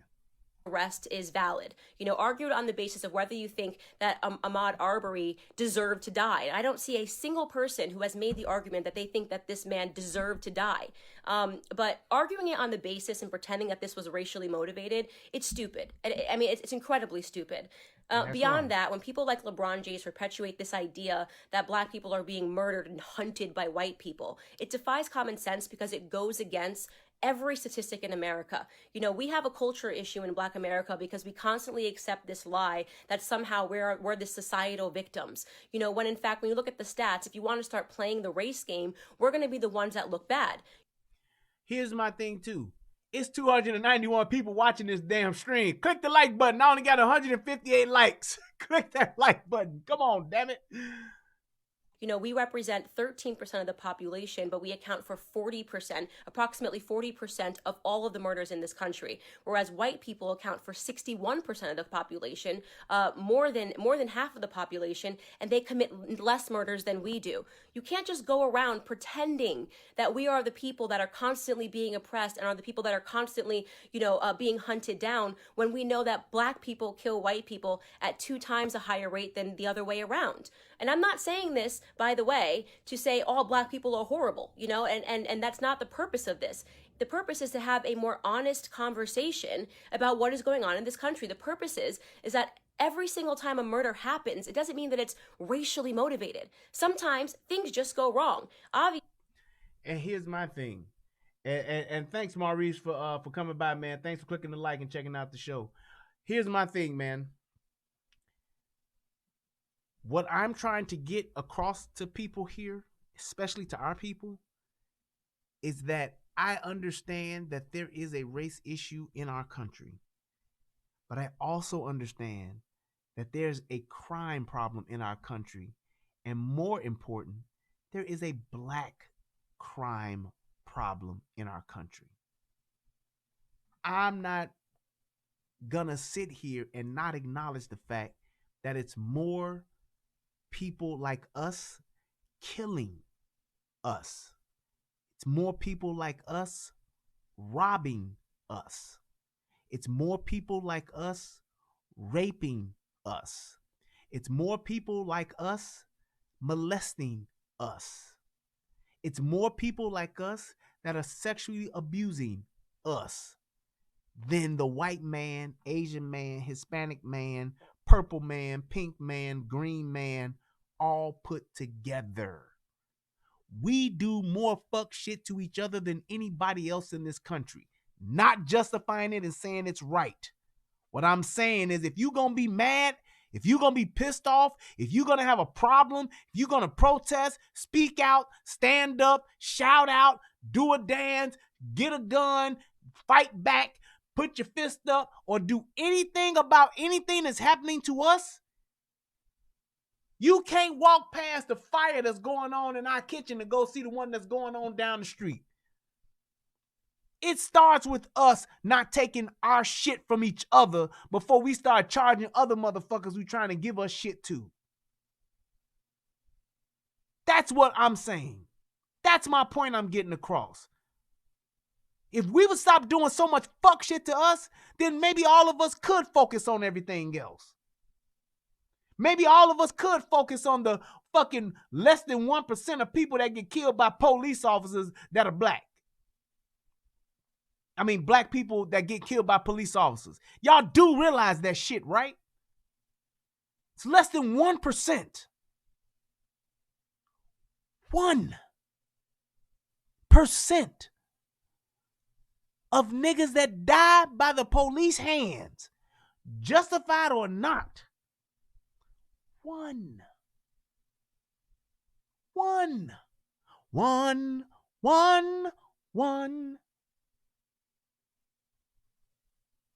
So why is it that we are more outraged by less than 1% when we have whatever the fuck that percentage is? What did she say, 40?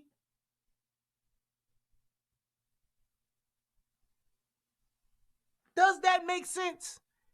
And for those people that just heard that, that's saying, yeah, but then you on bullshit.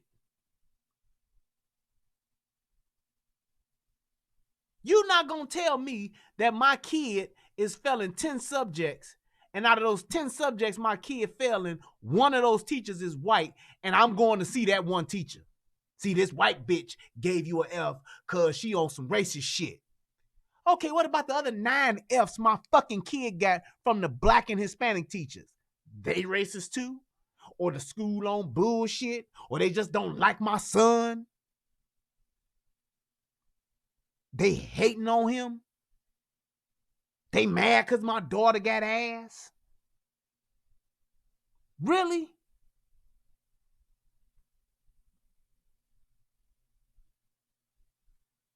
I mean, come on. At what point do we accept responsibility and actually do something about the shit that's happening to our own? Tell me, I'll wait, because I've yet to see it. Did y'all see the photo of those Black Panther dudes out on the same block of the McMichael's house with AR-15s, carbines, guns, fucking plate carriers, and bulletproof vest on and all that shit? Talking about we standing up for ours, we protecting our own. Did y'all see that shit? I applauded them, but I also had to say fuck them too. Because them the same niggas that will see these young niggas getting killed on the streets every day, but won't go after the drug dealers, won't go after the gangbangers, won't tell them little young thug ass niggas, nah, this shit is dead, nigga. Y'all want to go to war? Click, click, let's go. We see y'all niggas out here, we getting it cracking. Y'all shoot up my grandmama house one more time, we shooting up all y'all houses. How come them same Black Panther motherfuckers ain't going to war with the motherfuckers that's already declared war on their own people? Tell me that. So we clearly see that we have the ability to actually get together and make a stand. But we won't make a stand against our own people that's fucking us up more than any other people?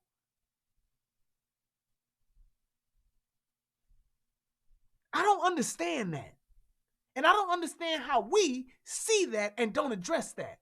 I don't understand how we look at that and just choose time and time again to look past our own responsibility and holding our own people accountable.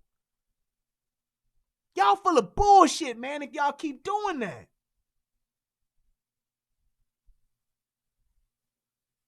My sister April said, because they ain't Panthers, they pandas. Right.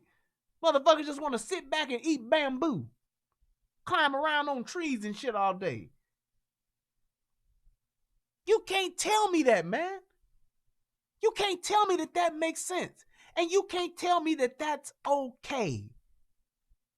Did y'all see the black militia in Michigan that escorted the black Congress lady or whoever the fuck she was to her job? Did y'all see that? So y'all can do that, but y'all niggas ain't gonna go to Flint and tell the dope boys it's over? Then what are y'all really here for? Likes and clicks? Pictures? Going live? If you ain't willing to die for this shit, shut the fuck up, sit the fuck back, and don't say shit. Because I'm telling you, in my neighborhood, it's white folks that live over here. But I tell you what, let me see some fuck shit going on outside. I'm ready to die for mine because my family lives here. My wife and my children sleep here. And I had the same mentality when I was in the fucking Wild Hundreds. Them niggas didn't pull that shit on our block because we didn't give no fuck. Y'all got guns? We got guns too. Matter of fact, I shoot better than y'all. Y'all niggas got these Glocks with 33 round mags in them, thinking y'all on some shit because y'all Y'all doing that bullshit, stupid shit that motherfucker Tekashi 6ix9ine doing. Yeah, we got guns, we got this. Yeah, we out here, nigga, we out here. Yeah, okay, nigga, I'm at the range, bitch. I've been shooting since I was motherfucking 12, nigga. Fuck you talking about. Bring it. I'm winning. I ain't just talking shit. I'm working out. I'm exercising, nigga. Muscle memory, motherfucker. That's my mentality. So yeah, you got guns, I got guns, but I go shoot.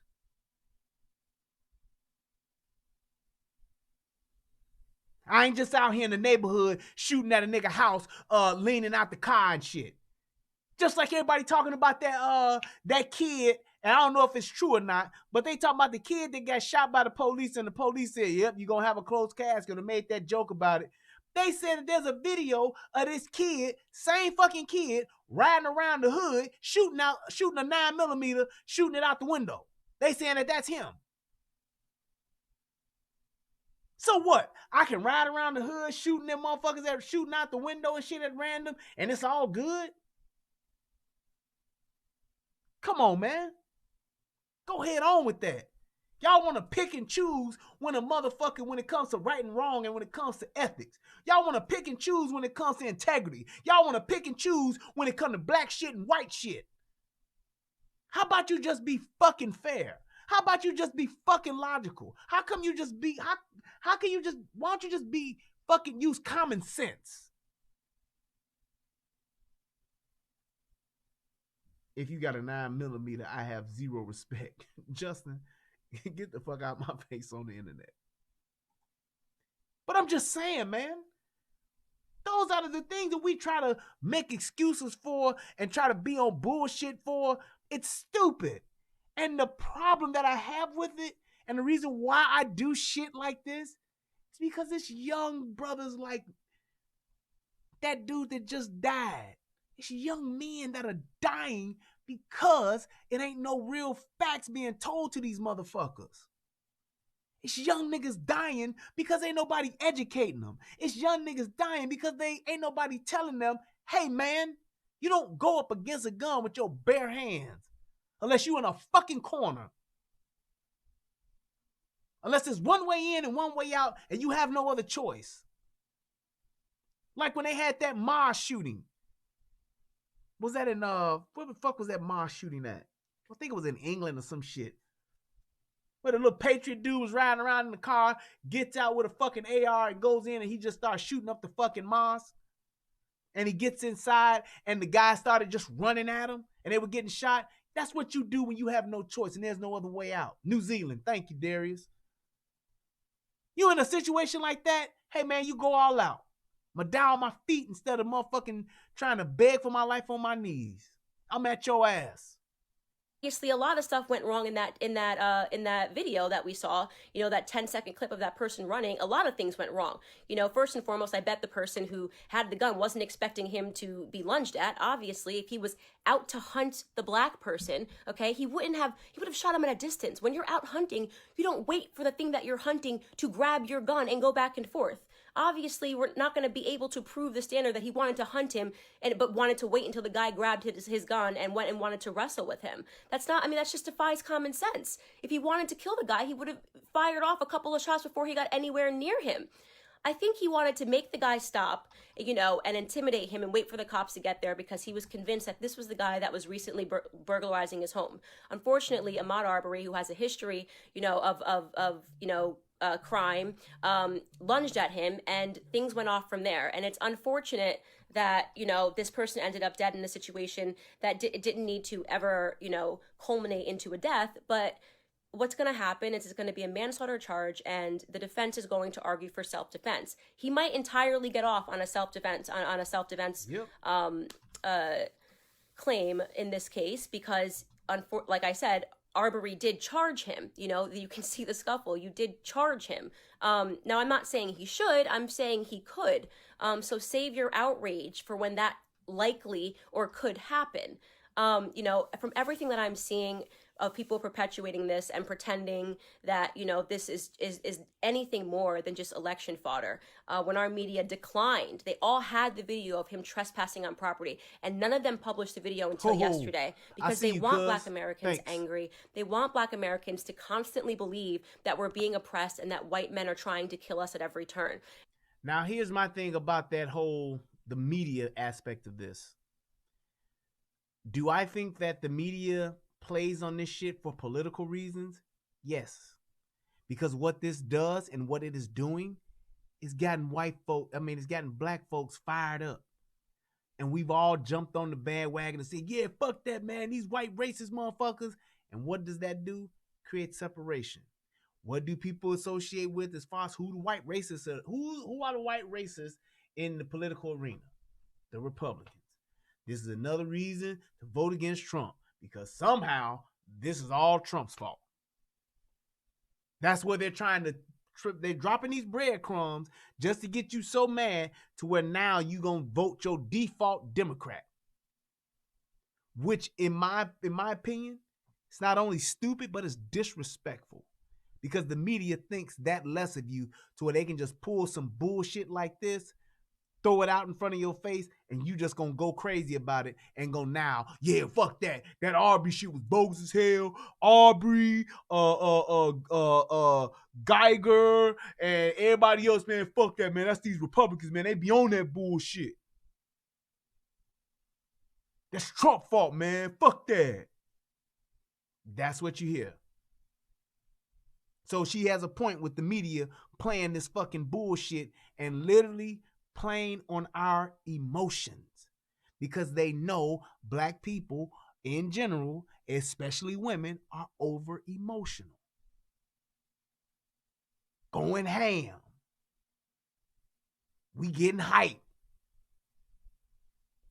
Motherfuckers don't know, but now they gonna know. Motherfuckers got us fucked up. And they know we ain't gonna ask for the facts. They know we ain't gonna research, and they know we not gonna verify the shit that they're saying. They just know we'll react. That's it. That's what they'll do. I'm gonna try to play this real quick. My cousin Wes, he said that the dude, Brian, I think his name Brian Williams, or whatever, he was the guy who recorded the video.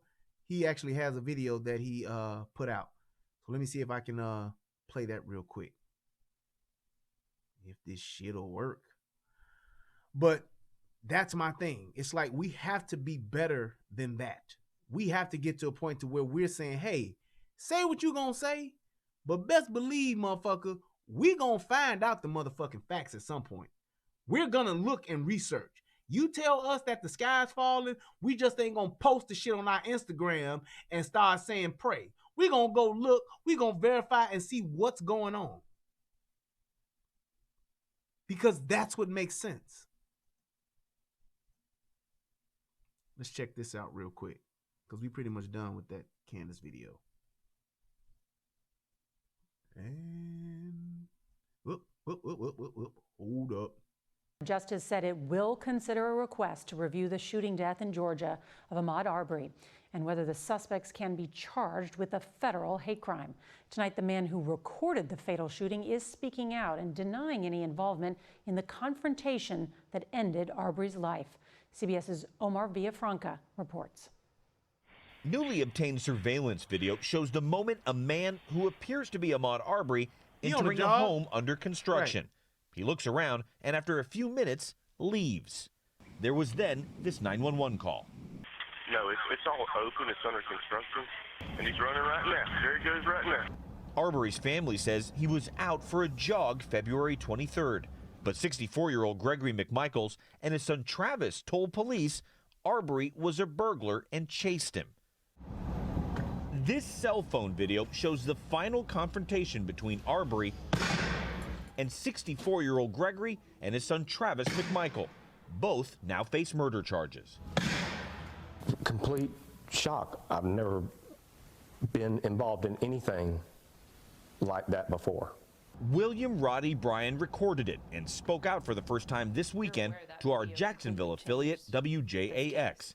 His attorney, Kevin Goff, says Bryan had no part in the incident. But in the February 23rd police report, Gregory McMichael told police Roddy attempted to block him, which was unsuccessful. Attorney Lee Merritt represents Arbrey's mother. Do you believe William Bryan when he says he was not part of the incident? No, William Bryan has some very serious questions to answer. No, I don't buy his story. Omar Villafranca, CBS News, Dallas. So here's my thing. I don't understand what the fuck they mean by saying he didn't have nothing to do with it. Motherfucker, he was there and he recorded the shit. How the fuck did he not? I don't understand. Like, but here's my thing. Why are you trying to even make that type of claim? I understand why they're trying to do it for him, for his sake. But as far as the media, why are you just trying to absolve this motherfucker? Say he ain't had nothing to do with it. How, Sway? How? How did this motherfucker say, oh, I ain't had nothing to do with it? But was it your first time ever being involved in something like that? Probably so. But motherfucker, you was right along with their ass trying to go get this motherfucker. Because if you wasn't, you wouldn't have been following them and you wouldn't have been recording the shit. You were literally trying to record to get evidence of the shit happening, of the citizen's arrest. You were literally doing that. So you goddamn right you was a part of it. You goddamn right you was involved in it. You didn't pull the trigger, but you was damn sure there and you was damn sure involved. That's bullshit. Come on, man. That's crazy. Wait, what did he say? Somebody said something about my mods. What? I didn't see it.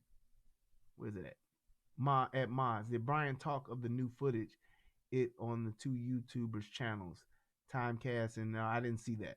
Are all the facts really out? No, KD, all of the facts aren't really out because we don't have all of the footage.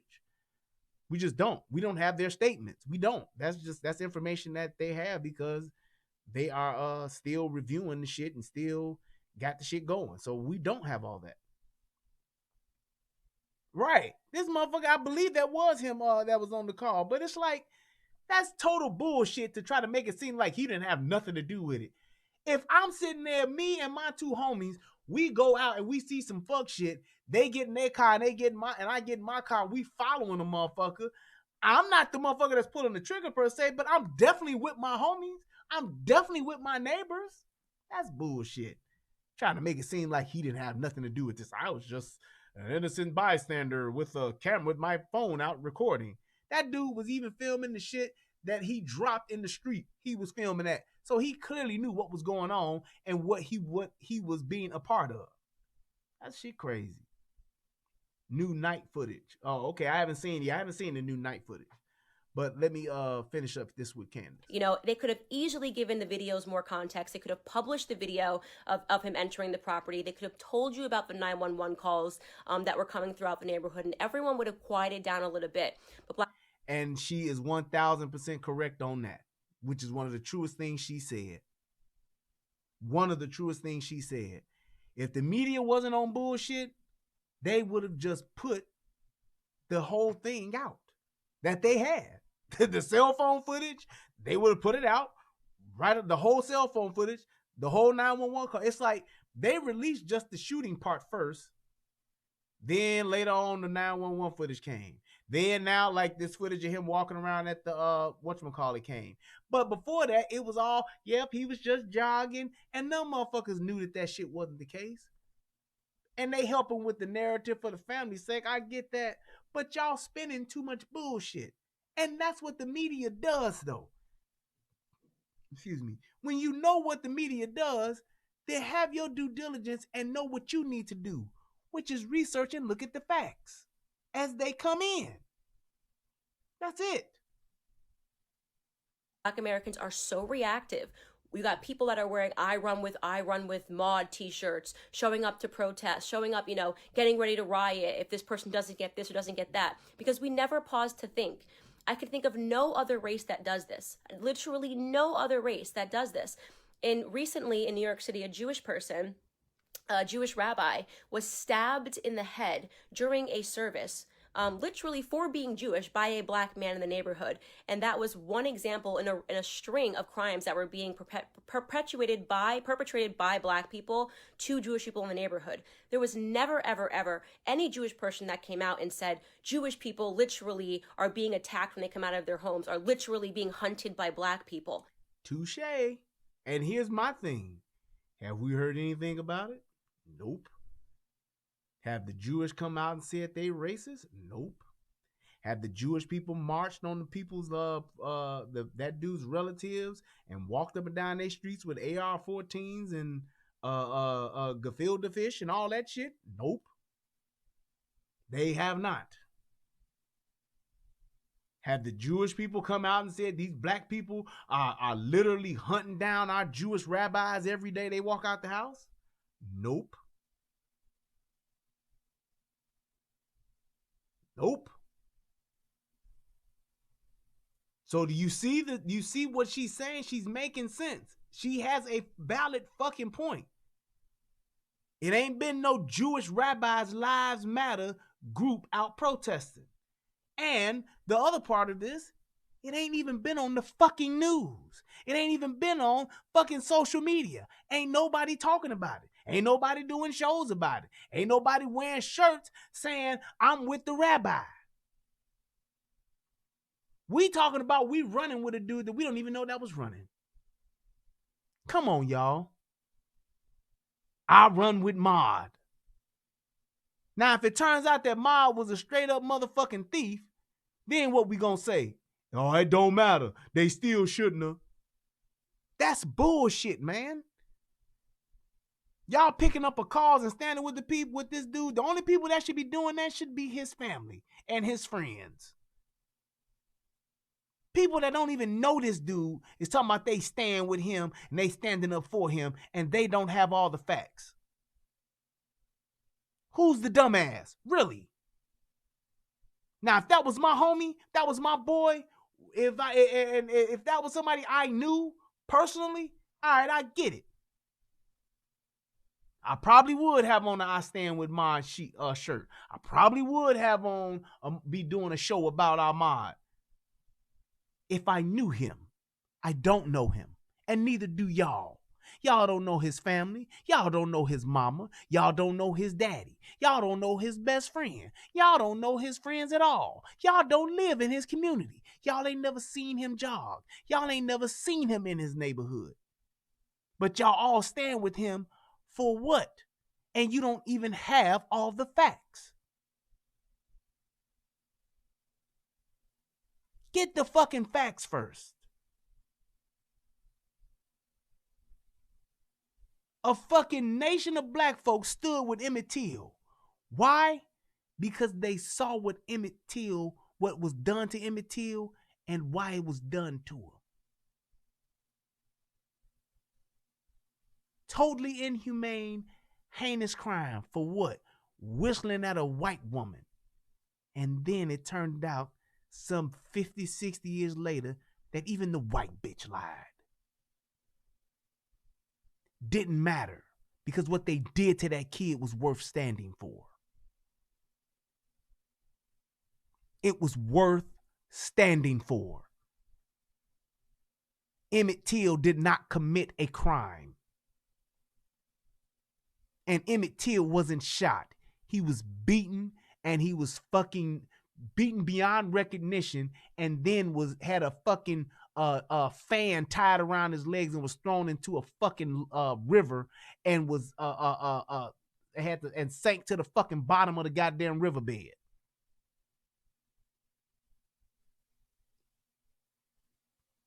Plain and fucking simple.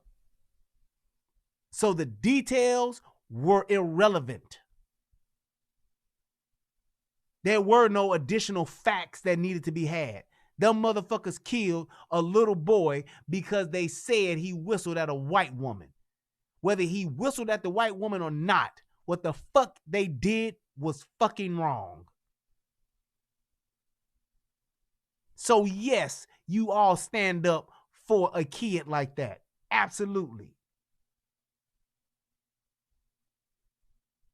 Right, April. And that's why she wanted to cast up and say, I want the world to see what they did to my baby. Because regardless of what fucking excuse they had, there was nothing that motherfucking Emmett Till did for them to do that to him and the way that they did it to him.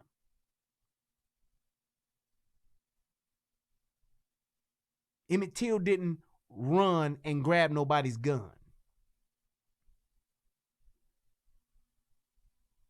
Emmett Till wasn't walking or trespassing on somebody's property illegally. So everybody that's out here with their righteous, self-righteous, saying we standing up because this is civil rights is being violated and they doing us like this was in the 60s or the 50s. No. Get the facts first, because we're not debating right and wrong here.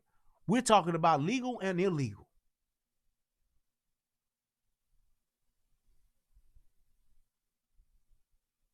That's what we're talking about. You want to know why they didn't do that? Because that's hyperbole.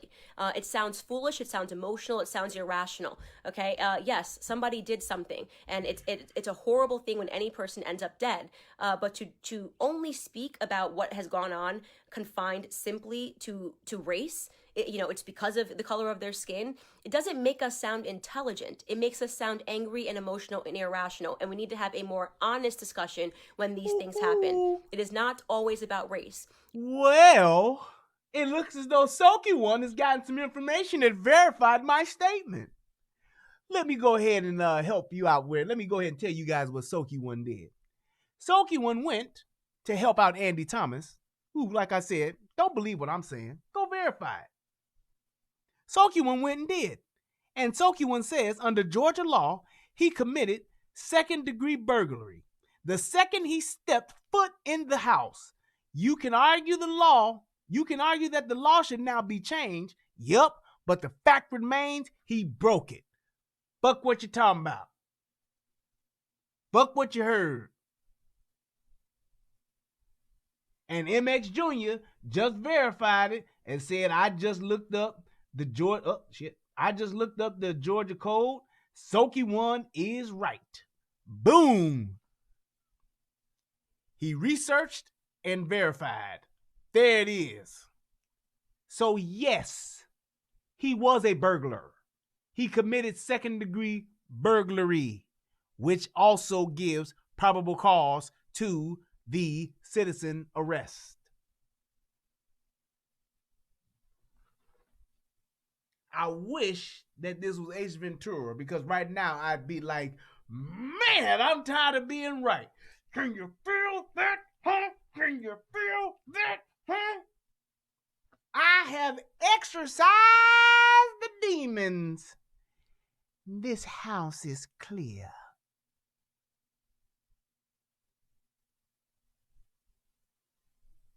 That's all I'm saying. And let me tell you something. If I see somebody break the law and I'm going to confront them and I'm going to go make a citizen's arrest, detain them for the police, whatever the fuck you want to call it, I'm not going empty-handed. I'm going locked and loaded. Because I don't know what the fuck this dude has. He could have a knife. He could have a gun. He could have a stick. He could have a crowbar. He could have a screwdriver. He could have a weapon on him. I don't fucking know. So if I'm going to stop him, I'm going to make a citizen's arrest with my gun. I'm not going empty-handed. If one of my friends is going and he got a gun, I'm bringing mine too, which would be the reason why they both had guns. That's all I'm saying. Stacey B, at one time giving your firstborn to the kingship was legal. Okay. Stacey B, is that the law today? No. Why? Because it got changed. So I don't know why you even said that. If you want to change how shit is happening, you need to change the law. That's just like how I talked about how the police get to shoot you and kill you if they say that they were in fear of their life. Like that white woman, that white police officer that shot that black dude who had his hands up at his car, even though he was on drugs. He had his hands up on the side of that Explorer or Expedition, and she shot his ass anyway, talking about she was scared. I said that shit was dead ass fucking wrong, because bitch, just because you the police, you can't be scared and be the police. Fuck is wrong with you? Fuck you mean? Oh, you got your hands up, you complying with what I told you to do, but I'm gonna shoot you anyway because I'm scared. They need to change the fucking law. Shoot a motherfucker that ain't got a gun. Watch your ass go to jail. First-degree murder. Shoot a motherfucker and say that you was scared and that motherfucker didn't have no weapon, or that motherfucker wasn't in a situation where he could physically overpower you in a one-on-one situation. That's your ass. Shoot a motherfucker when you in a situation where you could literally disengage and retreat, and you the police and you choose not to, and you just shoot a motherfucker because you got tired, because you wasn't physically fit, because you was a woman and you just wanted to pat the motherfucker on the back because you didn't have no physical strength to wrestle this motherfucker. So you just shot him. That requires changing the law. Not wearing t-shirts saying I run with Ahmaud. That requires changing the law. Not having a candlelight vigil out in front of the light post where a motherfucker got killed. That requires for you to change the law.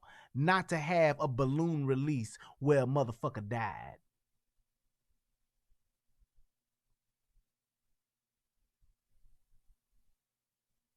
That's what that is.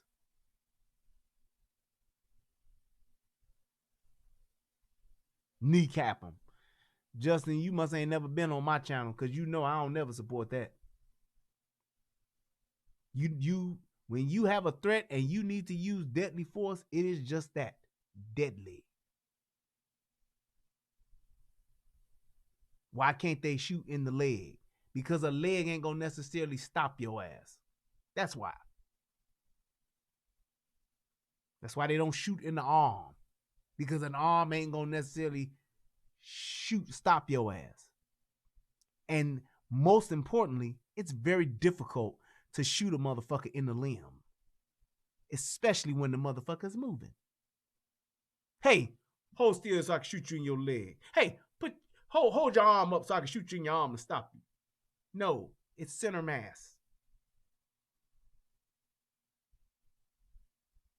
Center mass. That's where you shoot a motherfucker. You want wound cavity damage, shot placement, center mass, next headshot. That's what you shoot when you shooting at a person. Try to shoot a motherfucker in the arm or the leg, you gonna get your ass shot, or you gonna get your ass overpowered and get your ass beat. Don't be stupid. Well, the one guy had both hands up. You talking about the guy that got shot that was on the side of the Expedition? Yes, that bitch shouldn't have shot him at all. He was not a threat.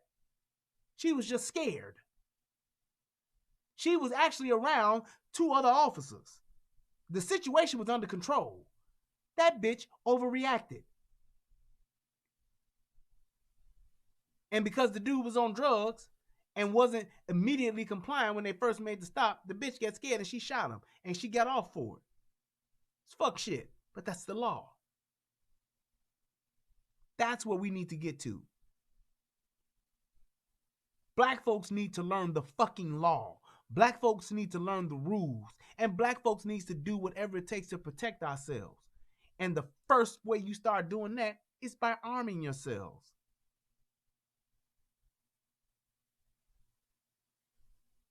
Yep, Ahmaud was shot in the hand and kept fighting. He was in a fight for his life. So shooting somebody in the leg or in the kneecap, that ain't gonna stop him. If you fighting for your life, you fighting for your life. What if I'm hopped up on drugs? I don't even feel that shit. You do enough coke, you do enough meth, you ain't gonna feel that shit. It is not blacks murder whites and that's just murder. It is not, blacks murder blacks and that's just murder. And then the final clause is if a white person kills a black person, that's instantly the Ku Klux Klan racist lynchings coming back from the civil rights era. Hey, and if you watching the show, 438 people watching, click that like button, please. Thank you. That's just ridiculous. From what I'm hearing, more is going to come out about this story. We already know that, Ahmaud Arbrey has a history with mental health issues, that he's been arrested before. From what I'm hearing, there's a lot more to this story that people don't understand. And as I said, even if it comes out that he was responsible for burglarizing that entire neighborhood for a month, that doesn't necessarily justify people jumping in their truck and trying to make a citizen's arrest. Exactly. And that's absolutely the other point. And that's one of the things where I ain't even tripping on that shit. I don't care if he got stopped and got a record as long as Ahmaud Johnson. It don't matter. If he done committed one crime, no crimes, or 30, it don't fucking matter. Those are details that don't matter. But they gonna bring that shit up because it assists with the fucking narrative. Every situation that a motherfucker's in, that a motherfucker does, you have to deal with that shit based on that, what you see at the moment. I could just get out of jail from doing 30 years. And just because I'm in a fucking liquor store don't mean I'm never robbed a motherfucker. And until you see me do some shit like that, then you got a case. Until then, I'm a free fucking man. And I get to do what the fuck I want to do. But what it does should stipulate to at least everybody is that this situation is not about race. It's just about somebody being in your neighborhood that shouldn't have been on private property, someone calling 911, and things getting botched. So people, you can be upset with me. I really don't care. I've never been a person that cries when, oh my God, Candace, you didn't take the bait. Oh, Candace, you're not allowed to be black anymore because you didn't senselessly defend someone. You have to just, no matter what, you defend your own. That is stupid bottom-feeding mentality. There are plenty of examples of innocent black people who are killed that I speak out about. Black on black crime obviously happens way more often. Over 90% of black people are killed by other black people. Facts. 90%. I had the 40% was just committing crimes. 90% of black folks that are killed by black folks.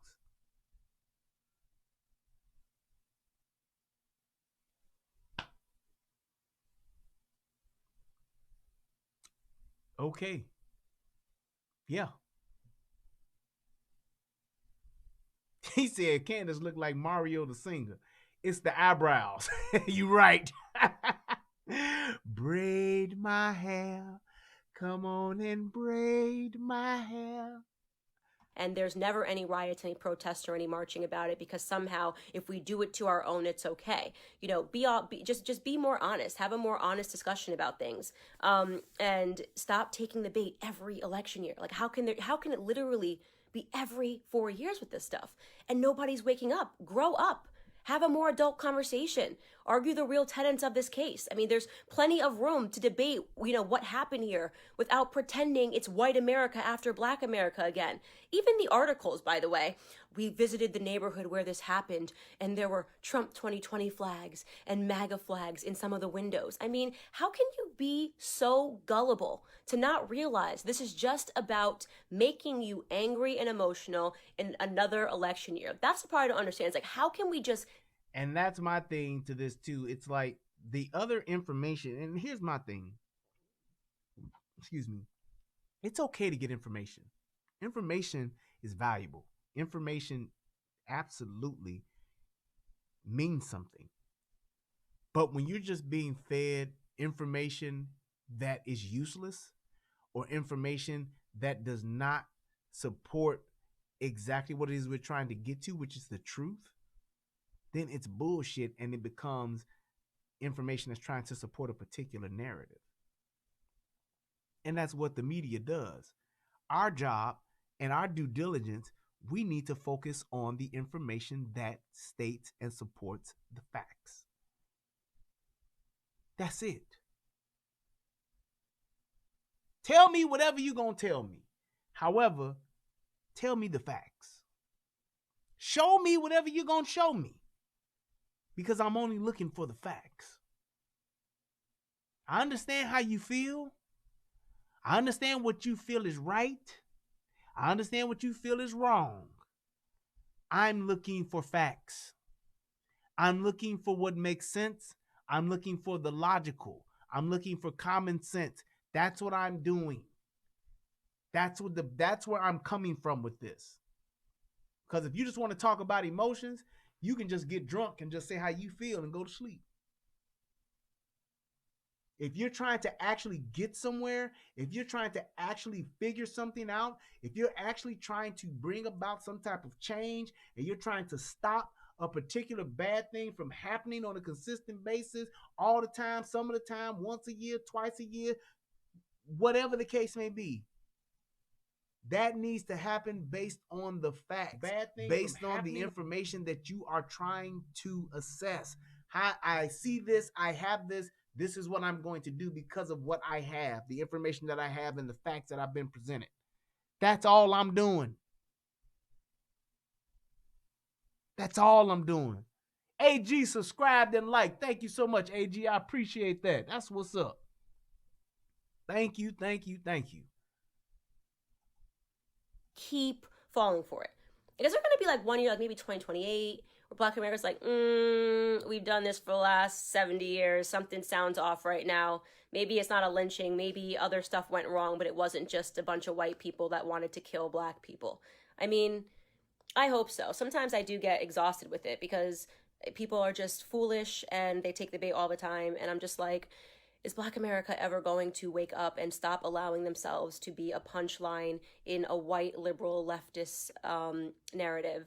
So far, the answer is no. I'll wrap this by saying LeBron James is an idiot, and he always takes the bait, and it is why I tweeted that he will never be a Kobe, he will never be a Michael Jordan, because he just has never taken the time to simply educate himself. And here's my thing, and here's where I disagree, and I don't like what she did. Disagree with LeBron and disagree with his tactics. And if you are so confident in what you're saying is right, then just hold him accountable to what he said and the way he said it. You don't have to call him an idiot. You don't have to call him out of his name, because at the end of the day, LeBron James is one of us. He is a person of great influence.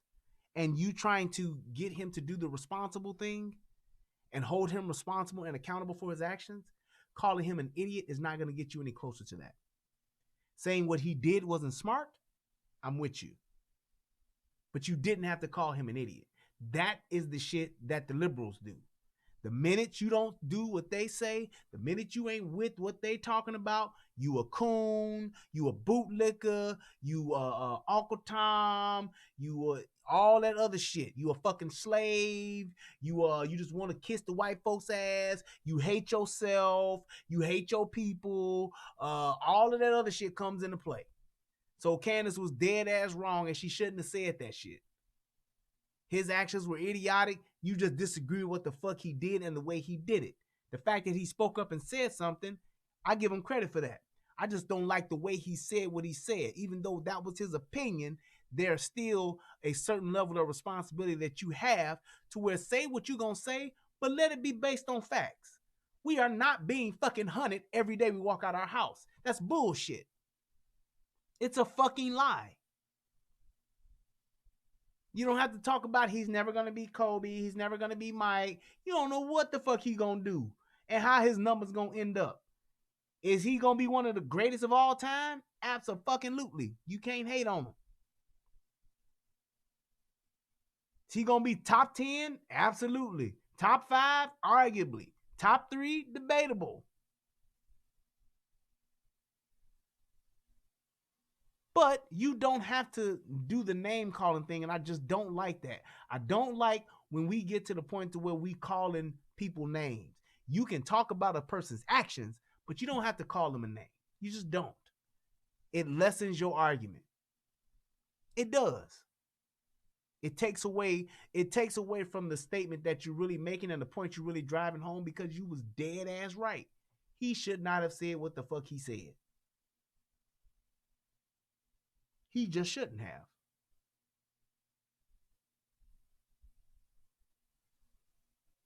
Now, in my opinion, that motherfucker ain't gonna never be no Mike. And he ain't gonna be close to Kobe. I'm just saying. Kobe and Mike was killers. Kobe and Mike got rings. LeBron got 3 rings and 3 losses. Just saying. Yes, I'm Petty Murphy. But that's my point. She was dead ass wrong about that. She shouldn't have said the shit. And he's always reactive and emotional. He is a great basketball player. But as far as that goes, that is really the extent of it in terms of his contributions to helping Black Americans evolve, right? Not just giving out free money, not just building a charity, actually evolve. So you get to a point where you're not going to have to give out as much money. So you get to a point where you're not going to have to do as much charity, right? Because Black Americans have evolved mentally, right? Have gotten to a point where we're more successful academically, have gotten to a point where we can debate things, debate the actual facts of a situation, not the emotions of a situation. And that's kind of like what she just did. She just got emotional by saying he was an idiot, by saying he'd never be Kobe, by saying he'd never be Mike. It happens. We all not perfect. But that's exactly what she just did when she made her argument and got personal and got emotional about it. I understand. But I do understand this.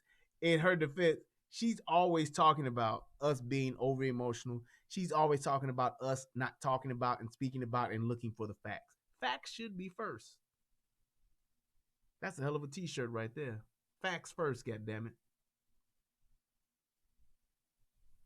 How about that? Facts first, motherfucker. Fuck all that other shit you talking. Facts first. That's all I'm saying. And I totally agree with that. If Black folks, we want to make ourselves better, we want to do better, get better, we need to be more concerned about the facts than we are about how we feel, what's going on with what's right and wrong, and what they did to us ain't right. We need to be all about the facts first. Just saying. When Black Americans can step out of the media brainwashing, that's the sort of things, those are the sort of things that I look forward to in the future. And unfortunately, we live in an era of Black false prophets, and the ones that are trying to tell the truth get castigated. So I will leave it at that and look forward to being castigated in the comments. Bye, guys. Cool. Ahmaud said, wait, Dante Langlois said, oh, okay, he retracted. Very good. I was going to say, you need to rewatch the stream, sir. But we are at like 2.5 hours. I know a couple people wanted to talk, but it's getting kind of late. It's like 1:30 Central Time. I can come back on tomorrow and we can talk about some of this stuff, or we can debate it, whatever the case may be. You're saying, am I justifying Ahmaud's death? Rewatch the stream, Dante. I got 2 videos about this, so just go ahead and just rewatch it, and you'll see exactly what I'm saying and exactly the point I'm getting at. But thanks for checking it out. But I'm just saying the whole point of this is that we need to just make sure that we're careful about the things that we are saying and the way that we're saying them. Articulate yourselves. That's one of my biggest problems. I was talking to my brother Eric about this today. Black folks, we don't, first of all, and I'm not talking about Candace, but we don't have command of the English language. We do not know how to articulate our thoughts. We don't know how to even articulate our feelings. We don't know how to use words correctly. And not to say that everybody who speaks has to be a scholar, but you should be able to at least construct complete sentences and express thoughts to where people can understand them. Because if people can't understand you, then they will never understand what you're trying to say or what you're trying to get at or what you're trying to achieve. So we need to be able to speak. We need to be able to express a thought and not having to do that without you and being able to do that without having to use a bunch of insults or necessarily a bunch of cuss words. Because that's not always the audience that we're trying to reach. Sometimes we're actually trying to express a thought and trying to actually get things across to a multitude or a spectrum of people. So we need to be able to speak in just plain English. Sometimes we don't need to we don't need to answer a question and let it take 30 minutes to answer it. Sometimes you just need to be concise, to the point. Somebody asks you a direct question, give a direct answer.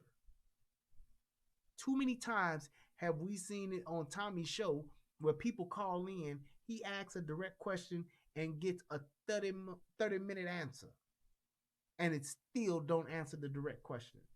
Too many times have we seen people trying to have conversations and all we do is name call. All we do is deflect and avoid the actual direct question that's being asked. Speak directly. Because when you don't, then you make me think that you're being either disingenuous and also that you are not trying to acknowledge the facts or therefore be responsible or accountable for what's happened or your actions. That's all I'm saying. That's all I'm saying. I hope that this video helps somebody become a better version of themselves. Always remember, it's better to have it and not need it than to need it and not have it. I want to thank everybody for checking out the show. Please, my 440 people that's watching, click the like button. Damn it. If you have any questions, email me. Like I said, I will probably do a show tomorrow. If not tomorrow, it'll definitely be Wednesday. And if you guys want to revisit this or address this, we can definitely do that. I'm always down to have a conversation. Thank you to everybody that hit me on the super chat today. I appreciate it. T-Bone MMA hit your boy on the super chat. And there was another one I saw earlier. I can't remember where it was, but everybody that hit me on the super chat, I appreciate y'all. Thank you so much. I'm going to go ahead and read these donations really, really quick. And then we're going to get on off up out of here. And y'all going to have a good night. And so am I. I want to thank everybody, all of my mods, for doing a wonderful job. Thank you to everybody on the United Guns of America channel. Y'all had some good questions, man. Brian Florence, MX Jr., Adam. Hey, man, I really do appreciate you just being a part of the conversation. Let's see who else was. It was a bunch of people. Everybody that was over there. We had about 25 people over there. So I want to thank you guys for coming over. I hope y'all subscribe to both channels so y'all can catch me the next time. Stacy B, Angry Man, all of you guys that were over there supporting, thank you guys so much. Nest Policy, I'm just going through now. CJ, as always, CJ Gunn got my back. I appreciate you too. Maurice, everybody else that was over there, thank you guys so much for participating in tonight's show. I hope you guys come back and catch it the next time. Like I said, as always, I'm always down to have a conversation. Let's just make sure that we are able to just actually speak to each other. Make sure that we're actually able to just have the conversation without all of the extra nonsense and trolling. So we can always disagree. We can always have a disagreement as far as what we believe to be true. But when somebody points out a fact, acknowledge it and then move on to the next point. Also, I want to give a shout out to the Honeycuts. They hit your boy off with $5. That's what's up. Thank you guys so much. Let's see. Who is this here? Keep all the smart logic going. My man Terrence Carwell hit your boy off with $2. Thank you so much, sir, for your donation. Let's see who else, or was that it on this side of the game? I think that was the other day. Colonel Davis said, I don't know if I read his donation or not, but he hit me off. Oh yeah, he said, here's my 2-piece for the show. Yeah, he did. Thank you so much. I appreciate that. Hey man, you guys that are still watching on the replay, or you watching this now, y'all can still hit that Cash App. Hit that young donate button. I appreciate you. Or you can hit me on the young PayPal. Appreciate you. Need more like it. It's all in the description box. And it's been posted in the chat throughout the whole show. And let's see. Let's go over here to the Cash App. And we gonna skedaddle. Let's see here. Come on, Cash App. It always take a minute for the Cash App and for the PayPal to open up. But hey, as long as we get there, right? Yep. Right, let's see. There we go. All right, first up, let's go all the way down here. Let's see. My man Night Train hit your boy off with $50. Oh, that was the other day. Hit your boy off with $50. My man Truth Talker Teacher hit your boy off with $5. Says, here's to a great show, bro, before it starts. That's what's up. Hitting your boy up before the show gets started. Man, that's all right, brother. That's all right. Angelic Warrior hit your boy off with $2. Thank you so much. Angelic Warrior 37. Thank you. Thank you. Appreciate your donation. My man Troy 3 Sherman hit your boy off with $1. That's what's up. Thank you so much. I appreciate it. And then Golden Lullaby, April Jones hit your boy off with $5. Thank you so much. I appreciate the support. And my man Bolo from Bolo TV 16 hit your boy off with $2 as well. He said, for the truth. Hey man, I'm trying, brother. That's all I'm trying to do. Then my man Brass Man Taker hit your boy off with $10. He said $10 off from the gas prices on me. My man, I appreciate it. I appreciate it. I appreciate it. And then Truth Talker came back. He said paying it forward for the call-in show. That's what's up. Thank you so much. And then Left Third hit your boy off with $5. He said that boy got talent. That boy got talent. Thank you so much, man. I appreciate it, man. Hey, man, you guys don't know how much this means to me for you all to come and support me when you don't have to, man. You really don't. And because you guys choose to do this with me, I really appreciate it. I also want to give a shout out to Angry Man 4 hit your boy off for $3.